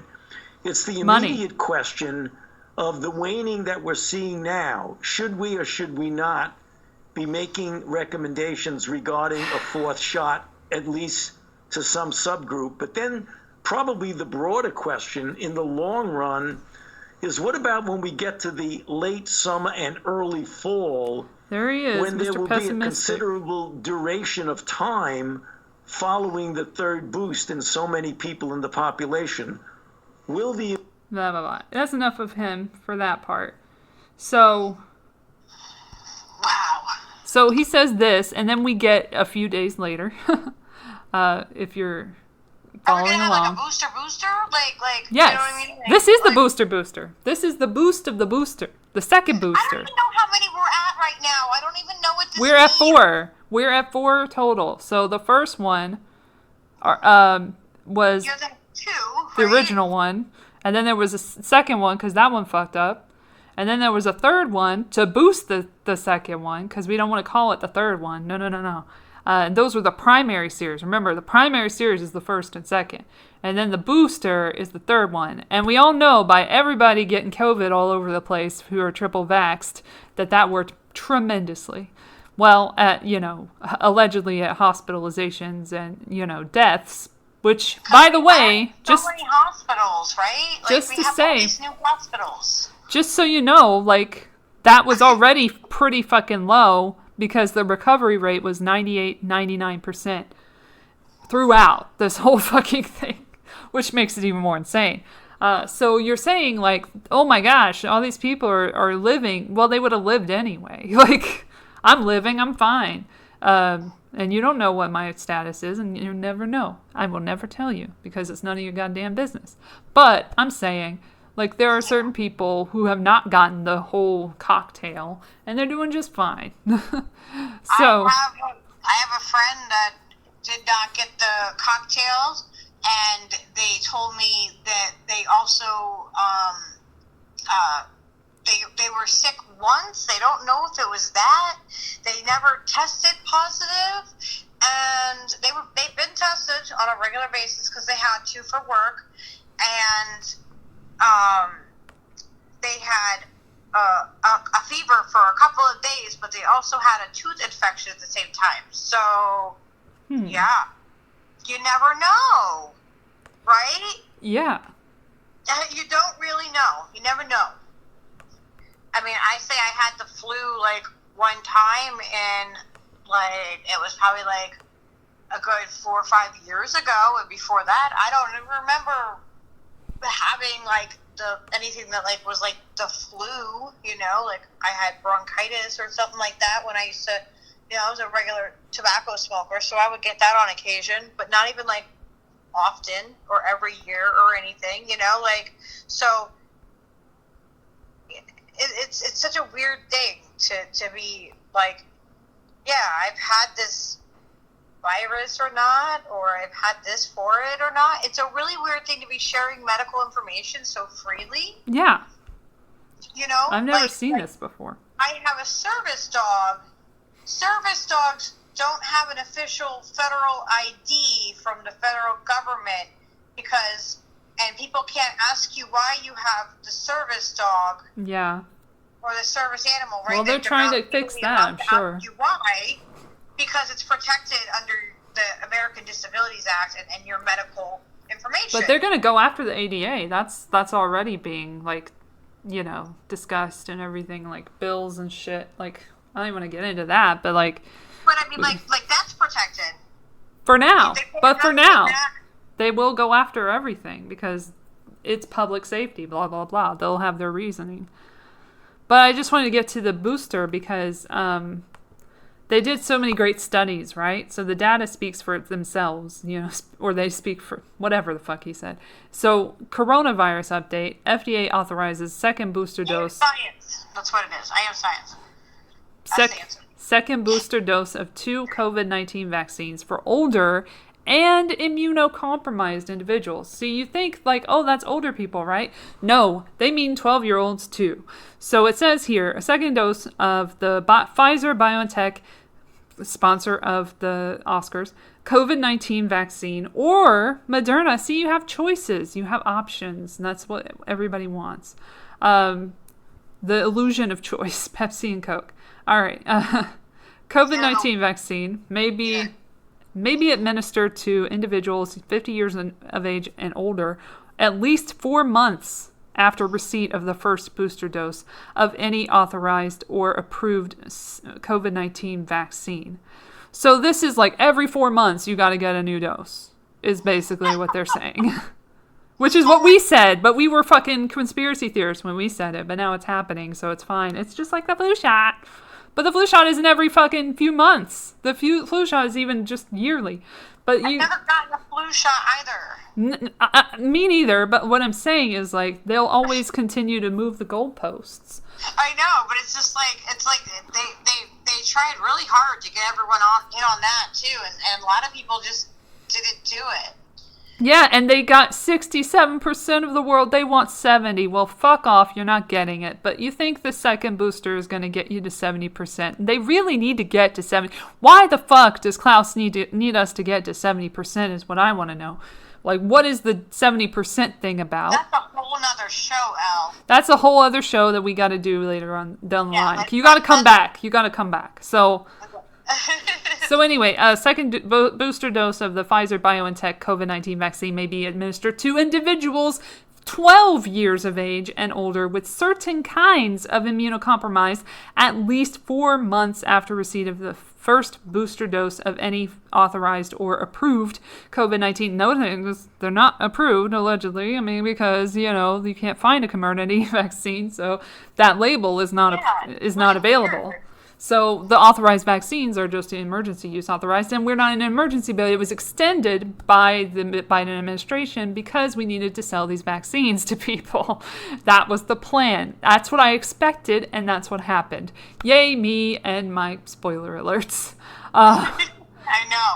Don't you wish we could be wrong sometimes? I wish, yes. Like, there's certain times, like, I really want to be wrong. I would want to be wrong about all of this. I wanted to be wrong about everything. These are people who have undergone solid organ transplantation or who are living with conditions that are considered to have an equivalent level of immunocompromise. And then a second booster dose of the Moderna COVID-19 vaccine may be administered at least 4 months after the first booster dose of any authorized or approved COVID-19 vaccine to individuals 18 years of age and older with the same certain kinds of immunocompromise.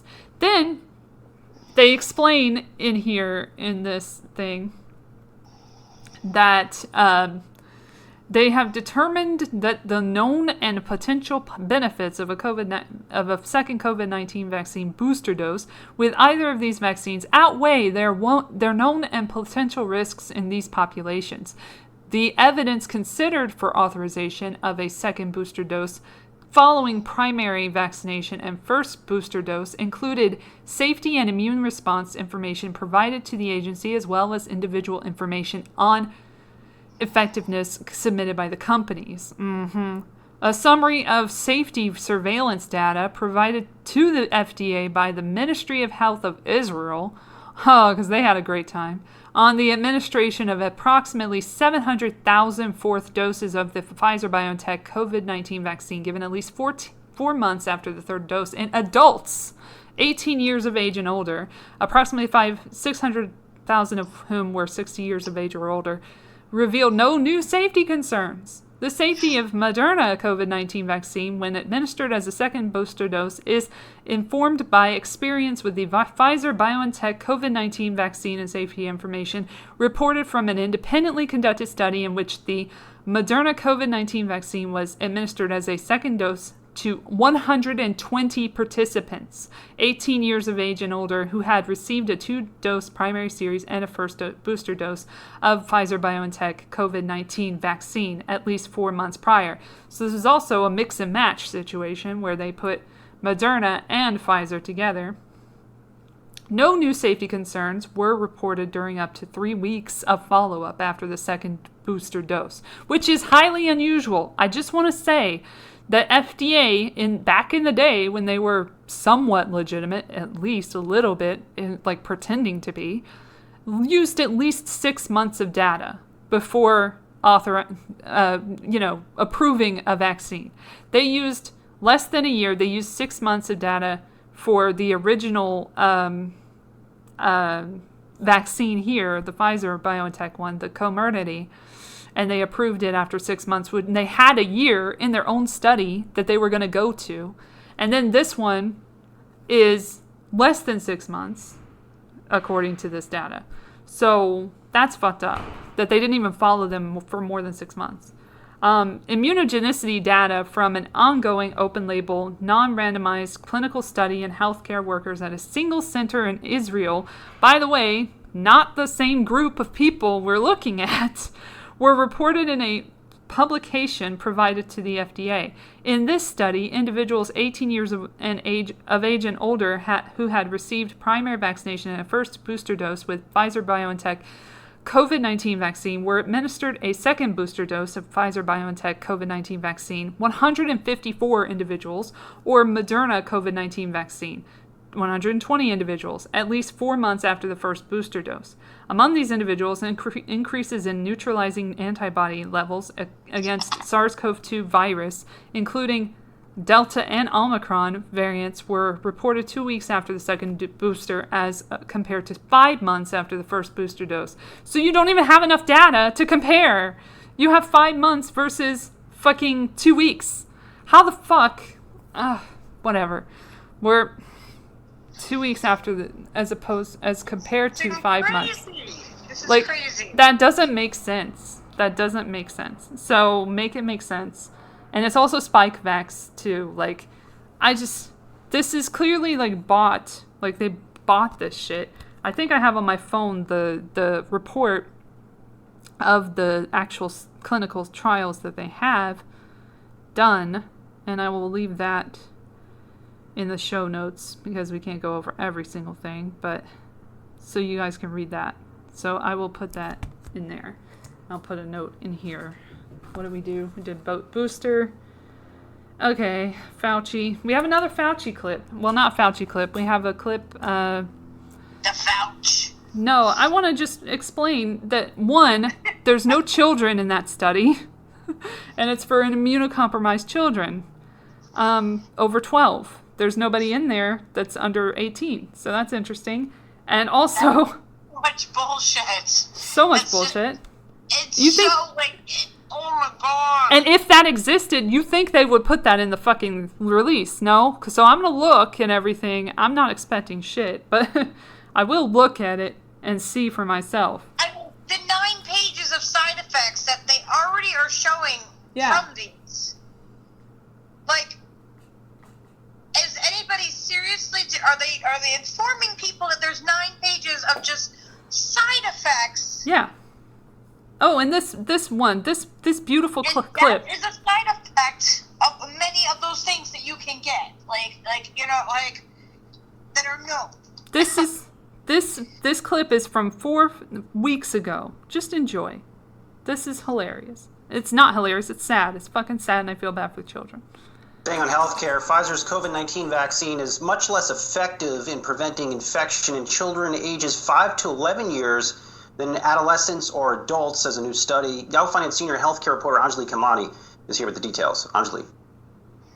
That's right, Brian. The study out of New York really confirming what the company had sort of indicated in December when it also notified us really that the vaccine for those under 5 years old was going to be delayed as they look to a third dose. In a statement, the company has said that our updates earlier this year on pursuing a 3-dose schedule for the pediatric population were informed by the effectiveness data for 3 doses of the vaccine for people 16 years and older, and the early laboratory data observed with Delta and other variants of concern, including Omicron. So they're saying that they already had an indication looking at the older population by comparison that the dosage was not effective against infection. And that's a really important point to point out because it's infection, not severe disease. We also did see some reduced efficacy against hospitalization as we saw in the adult group. Right? 12% effective on 5 to 11-year-olds.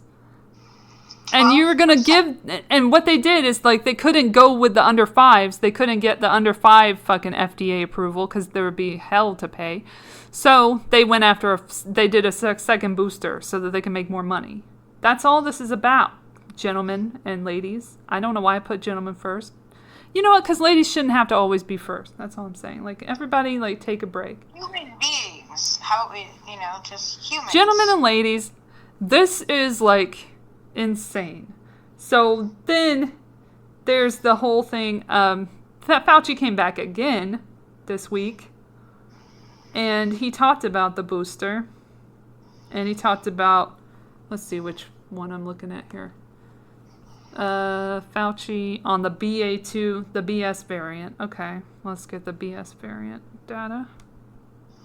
Like, I feel like this entire time I have been waiting for that, like, final, like, piece of straw to break the camel's back. Yeah. Or, you know, like, where is the end to this? Like, no wonder they keep going with it, but they can't, because it's ridiculous.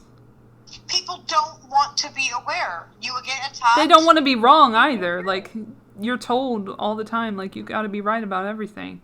But they're not right, and you're following these people who are not right, who are putting you at risk. They're putting you at risk. This is ridiculous.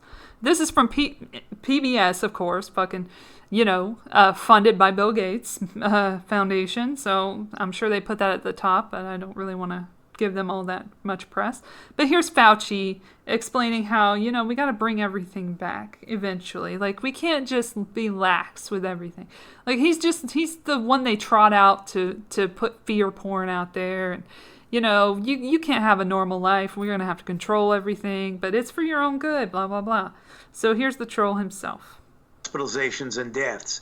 The caveat about that is that we generally follow the European Union, but particularly the UK, by a few weeks, usually 3 or so weeks. And if you look at what's going on, for example, in the UK, when you combine the increased transmissibility of the BA2, which is a sublineage variant of the original Omicron, together with the relaxation of some of the restrictions like mask wearing and indoor concern about making sure people are vaccinated, and then you talk about the waning of immunity, they're starting to see an increase in cases. It ain't over. And to some extent an increase in hospitalization, even though they are not seeing an increase necessarily in severity of disease. So I would not be surprised, Judy, if in the next few weeks we do see an uptick in cases. The really important issue is that will that be manifested in an increase in severe disease that would lead to hospitalization? Because you can expect that when you open up, as we're doing with pulling back on the masking indoors, that you're going to see an increase in cases. Hopefully that the degree of vaccination immunity and immunity associated with prior infection will protect us from getting any severity of disease of any significance. But we'll have to remain and wait and see. Remember, the CDC said that pulling back on the metrics and letting there be more openness with regard to masking, we need to be ready, if necessary, to pivot back and maybe pull in a little bit more of the masking if, in fact, we start getting a surge. They're going to pivot, girl. They put this out there, so you're not surprised when that happens again. So don't get, too comfortable with everything. You better get your cases in order, everybody who's got a case going on. Get those cases in order. Get the discovery period. Get all the documents and get suing, because that's what we're going to have to do to keep our privileges that we so desire. And that brings us to Klaus, because we can't forget about his ass, because he's got an event in Dubai that you may have heard of called the World Government Summit, because we needed another world government event where they talk about how to fuck us over and save the planet. Because, uniting all of the nations and bringing everybody together, it's just going to be one big happy planet and one new government order in the world. Right, the New World Order, which we're not supposed to say anything about, which we're supposed to be the conspiracy theorists, and we're supposed to be the ones, talking about it all the time. Oh my gosh, everything's New World Order, you're crazy, you're crazy, you're crazy. And then they give us this fucking shit. And you guys, I'm beside myself. I'm beside myself, laughing my ass off, but also crying at the same time. Both of me. Both of me. If we don't laugh, then we're gonna cry. So, okay. Well, first we should listen to the president, because he did preface this, right? And he said something about the New World Order in his little press conference at the Business Roundtable CEO quarterly fucking meeting in wherever the fuck this was, before he went to Poland and ate pizza with people in the military. So, New World Order clip, and then Government Summit. So you're hearing what I say, like, in the show. I'd say what I'm doing in the show. There's no, like, person, like, producing or anything. I have to produce my shit. So I have to write everything down that I'm doing. Okay, so here's our good old president, you know, the one who was elected by 81 million votes. Remember that? 81 million. Okay, let's see what he says here. It's not any conspiratorial nonsense. No. We're going to take some questions, Mary. Is that right? Well, I'm happy to start taking questions, but thank you for all you've been doing. I think, you know, my mother had an expression, out of everything terrible, something good will come if you look hard enough for it. I think this presents us with some significant opportunities to make some real changes. You know, we are at an inflection point, I believe, in the world economy. Not just the world economy, in the world. It occurs every 3 or 4 generations. As one of the top military people said to me in a secure meeting the other day, 60 million people died between 1900 and 1946. And since then, we established a liberal world order, and that hadn't happened in a long while. A lot of people died, but nowhere near the chaos. And now is a time when things are shifting. There's going to be a new world order out there, and we've got to lead it. We've got to unite the rest of the free world in doing it. So anyway, I'm going to hush up, Mary, fire away. And then they skip the questions because that's not important for us to see. The White House. They're like, we gotta know that you weren't supposed to see that. That's where it ends. I don't know if it was supposed to end after 15 minutes, but that's where it ends. I mean, all of his fucking things are basically 15 minutes or less. He got boosted today for the second time, allegedly, because you know that shit probably ain't real. And he took questions about Ukraine and Russia while he was doing. I can't anymore. Like, I can't. It's too much. So then we go to World Government Summit. So this is like their little video that they come out with that was trying to get engagement so hard on Twitter and did so. And this is connected to Klaus in that Klaus is connected to this one in Dubai and he's like speaking, but I couldn't find any other connection. But he does seem to be connected to it. Once we get to his clip, you'll see what I mean. So everything is his. Like, it's like, we are doing this, we are doing that, because it's all we. Even if he's not directly involved, then it's still we, because he's giving them the go-ahead, you know, and he's helping them out by being there, because he's such a great giver, you know. But anyway, here we go. There's no longer any doubt that humans are heating up the oceans, land, and sea by burning fossil fuels. The world has to overcome not only the damage done to our economies and our societies by COVID-19, it also has to confront the repercussions. They're talking about the digital economy, the distance learning, all the stuff that happened during COVID. The development of vaccines is now possible in just 100 days. سرعة التغيير القادمة أكبر بكثير مما نتوقع. The speed of change is bigger than we expect. The New World Order. I see a future where the internet is available for free for everyone. When? And that means the location of power is going to shift. Decentralization of power structures everywhere may be the beginning of that shift in finance, in political power. We have to uphold our responsibility, which we have towards the next generation. Only then can we just construct a new world order. Governments must act now. 3/29/22. I guess that's when it began.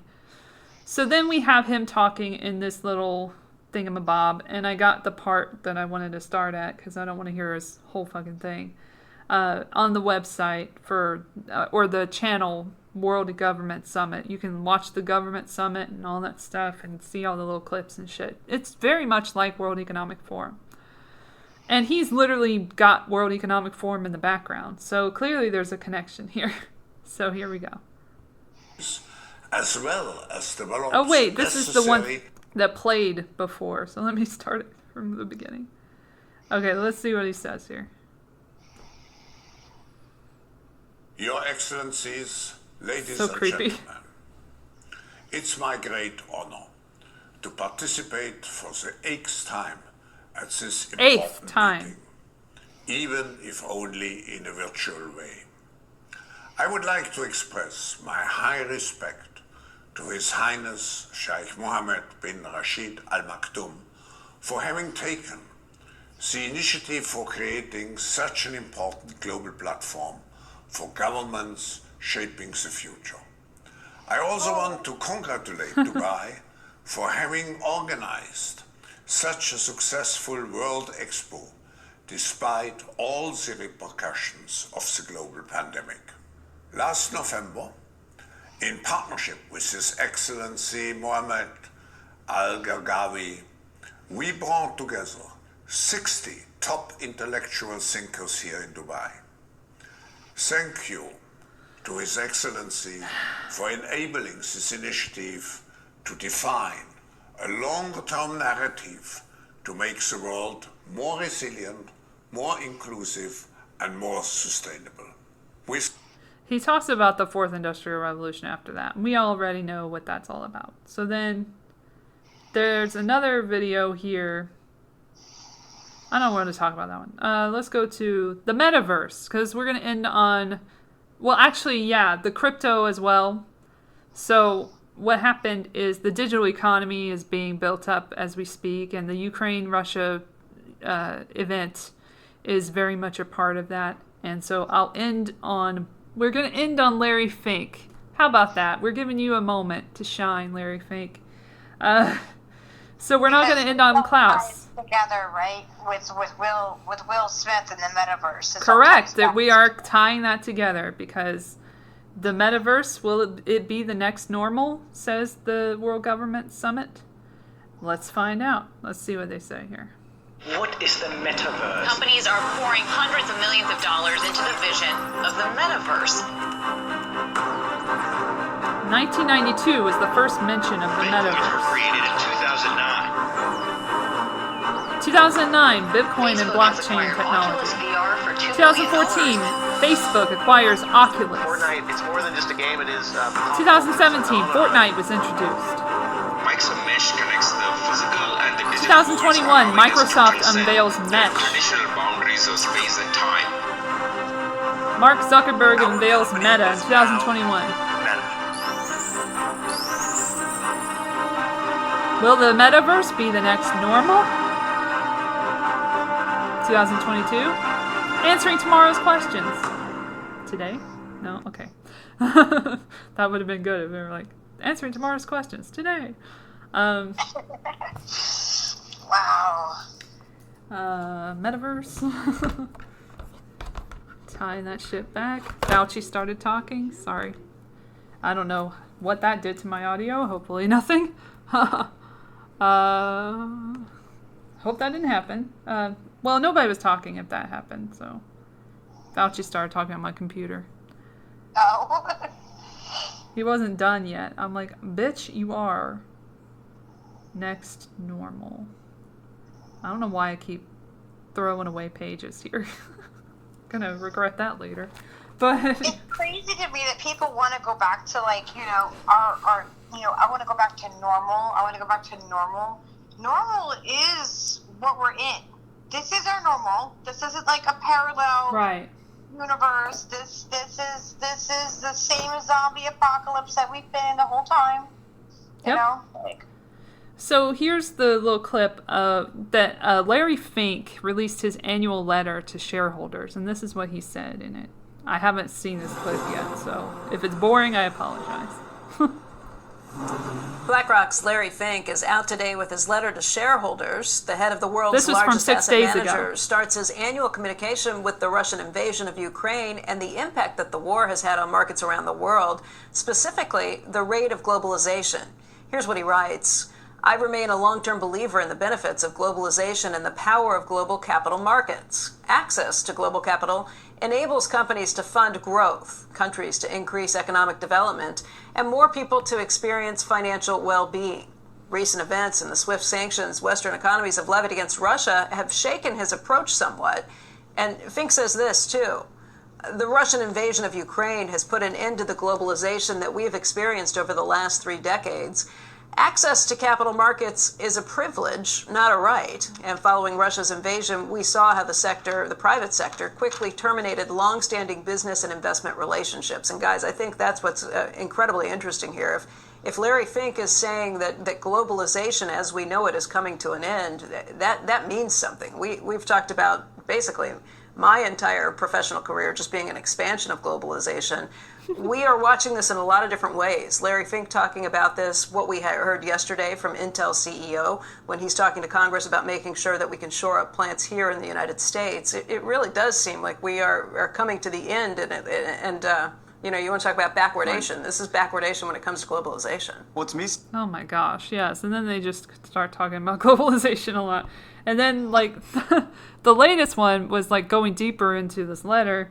But this is what I saw today, which was really interesting. Like, 3 hours ago, this was posted, and I was like, interesting.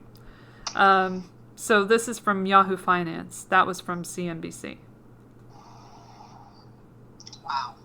So this is what we're leaving you with. Just think about it. Institutional investors are increasingly looking to get in on the crypto trade. A new survey pointing to some surprising number of investors who are adding to their exposure in this space. We've got our very own Alexander Semenova, who's looking into the shifting attitudes of these investors for us. And one of the interesting things for me is the pension funds and how they have added more crypto to their balance sheet. But of course, that's not the only thing we're talking about. Yeah, that's right, Akiko. More big money managers are finally starting to take crypto seriously. A majority of institutional investors see a role for digital assets in their portfolios. That's according to a new survey by the London-based crypto hedge fund Nickel Digital. 84% of respondents to the survey indicated that they believe crypto will become mainstream. This is based on answers from 200 institutional investors around the globe, including pension funds, asset managers, and wealth managers. And we're certainly seeing lots of anecdotal evidence of this recently. Goldman Sachs earlier this month became the first major U.S. bank to trade crypto over the counter. You have Ray Dalio's Bridgewater Associates reportedly looking to invest in a crypto fund. And then BlackRock is allegedly planning to offer a cryptocurrency trading service to its investor clients. That's just to name a few. So some of these firms that perhaps once shrugged crypto off are now really changing their tune on digital assets. Brian, Akiko? Alexandra, I guess the natural question, why the changing attitude? Did people all of a sudden just watch one of those Tom Brady Super Bowl crypto ads and felt like they needed to get in? Well, why the sudden change?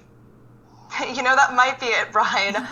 Many institutional investors actually still believe that crypto is in its early days, but, the demand that they have from their investor clients is forcing them to get in on the space. One of the main reasons that responded to the survey who said that they see, a mainstream future for crypto listed is that they see the role of digital assets as, as offering portfolio diversification benefits. And then another interesting point that BlackRock CEO Larry Fink actually made recently in his letter to shareholders is that he believes that the Russia-Ukraine war will actually accelerate the use of cryptocurrencies. That's, of course, a huge change in his tone from 2017, where he actually called Bitcoin nothing more than an index of money laundering. So this fast rise in the popularity of Bitcoin is kind of forcing their hand now. And then the added geopolitical and economic uncertainties are growing reasons for more professional investors to start eyeing crypto as a possible diversification option for their portfolios.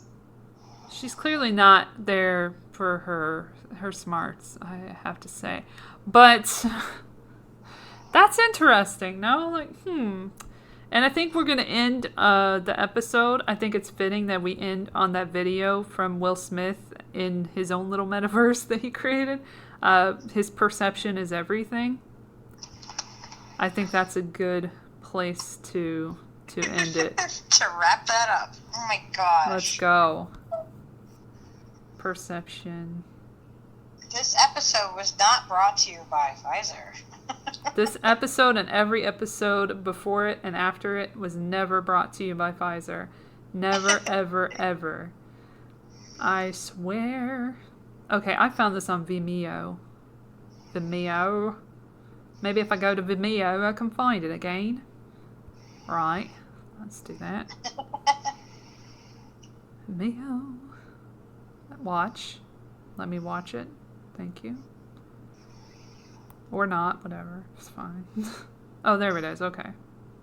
I've never gone to Vimeo on this tablet. Okay. Will Smith. When in doubt, go to Vimeo. Perception. It's some dude named Lord Danger. I know the name of the channel. Okay, so he put this on his Instagram. There's Lord Danger. Perfect. So here's the video, and I'll link it at the end of the show notes. 23. Perception. There we go. Right. And there we go. Here we go. Let's see how this goes. Y'all, we out here on vacation in the Bahamas. Another beautiful day. Check it out. Check it out. Boom. I want to talk to y'all for a minute about the power of perception. You see, there's a lot that goes in to being a hot social media content provider. For instance, y'all think I got time to go on vacation? No. I got social to do. Come on, man, this is blue screen. In fact, I'm gonna keep it 100 with y'all. I haven't looked like this good in years. I've been totally computer generated since like the 90s. You know what? This ain't even real blue screen. It's 2019, y'all. Nothing's real.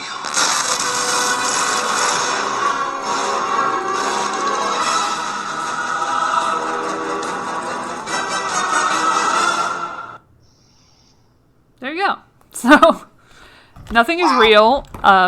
Circa 2019, so everything after that has been fake, and we should all just sleep well at night knowing that. Man, that just, it's like the more you know, the more depressed you get. But no, let's keep our head up, and let's keep on keeping on. And eventually we will win if we work together. We can't be divided. That's what they want. They want us to be divided, and we can't give them what they want. And the reason that they're doing the second booster thing is because we won in a real way against them killing off children, which is what they want to fucking do. Let's be honest. So since we've kept them from killing off little 4-year-olds and shit, they have no recourse but to get money this way. By tackling old people with their vaccine and being like, hey, get another shot. And I want my old people around me to be like smart enough to say no.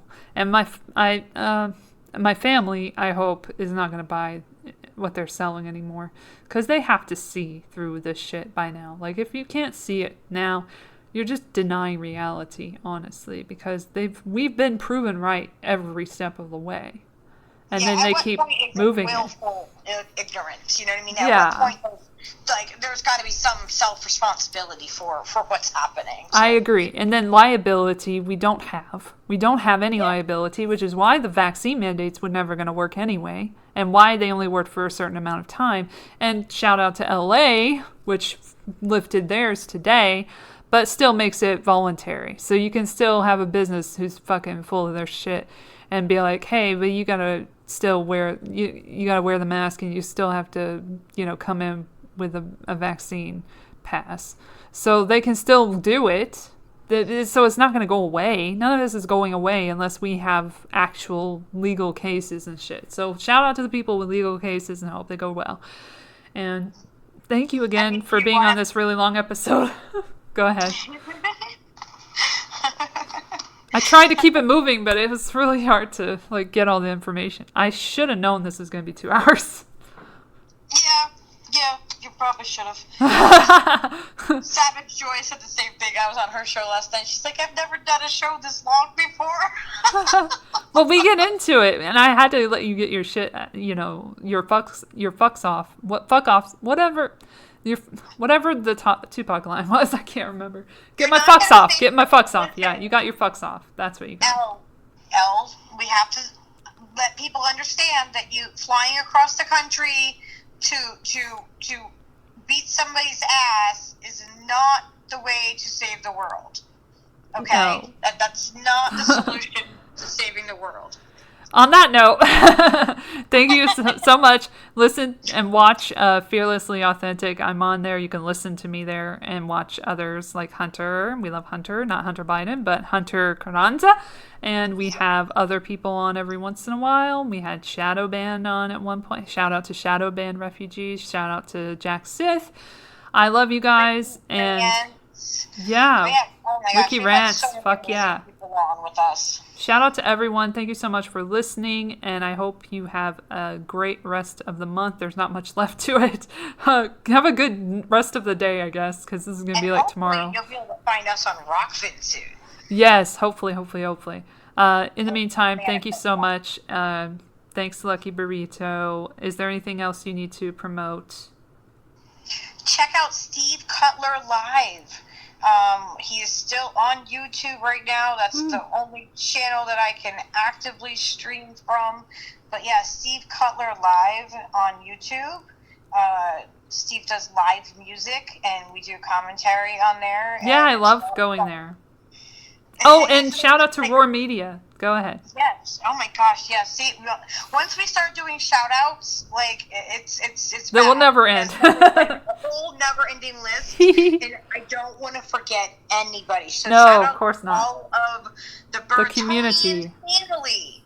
Yes, we love you. Now, if you've heard about, if you know what Lucky Burrito is, then you're a Burritonian, according to Rick Overton. So, shout out to Rick Overton. I love you, man. I wanted to have him on, but Burritonians, and we're gonna have to have Rick come on here too and talk to you. Yeah, the thing is, like, yeah, he's got some internet problems, so we'll have to figure that out first. But thank you again, guys, and just check out the show notes for everything. And sorry I didn't get into Hunter and all that stuff, but like that is elsewhere. So go to Lucky's fucking page. I will put it below. Go watch that 4-hour fucking video. It's worth it, I tell you. Maybe not all of it. You can skip some parts. Like, you know, the pauses. Skip the pauses, but like, that's it. Like, Hunter's got some great stuff in there, and Steve's in there a little bit as well. A lot of it. And we just have a good old time. Everett shows up. Everett's the cat. We love the cat. We love Leo. We love Peaches. We love everybody in the family. Bonkers shows up on occasion. The ferret, the weasel. Yes, Bonkers, of course. I forgot Bonkers. Yeah. I apologize. I mean, you never know what you're going to get. Never know. Thank you so much for listening. And again, have a great April Fool's Day. Have a great April Fool's Day, which will be when a lot of the mandates end here. So that's kind of weird. But is that a fool's joke? I don't know. We'll see. I don't know. I hope not. But, you know, weirder things have happened. But all right. Love you guys. Bye.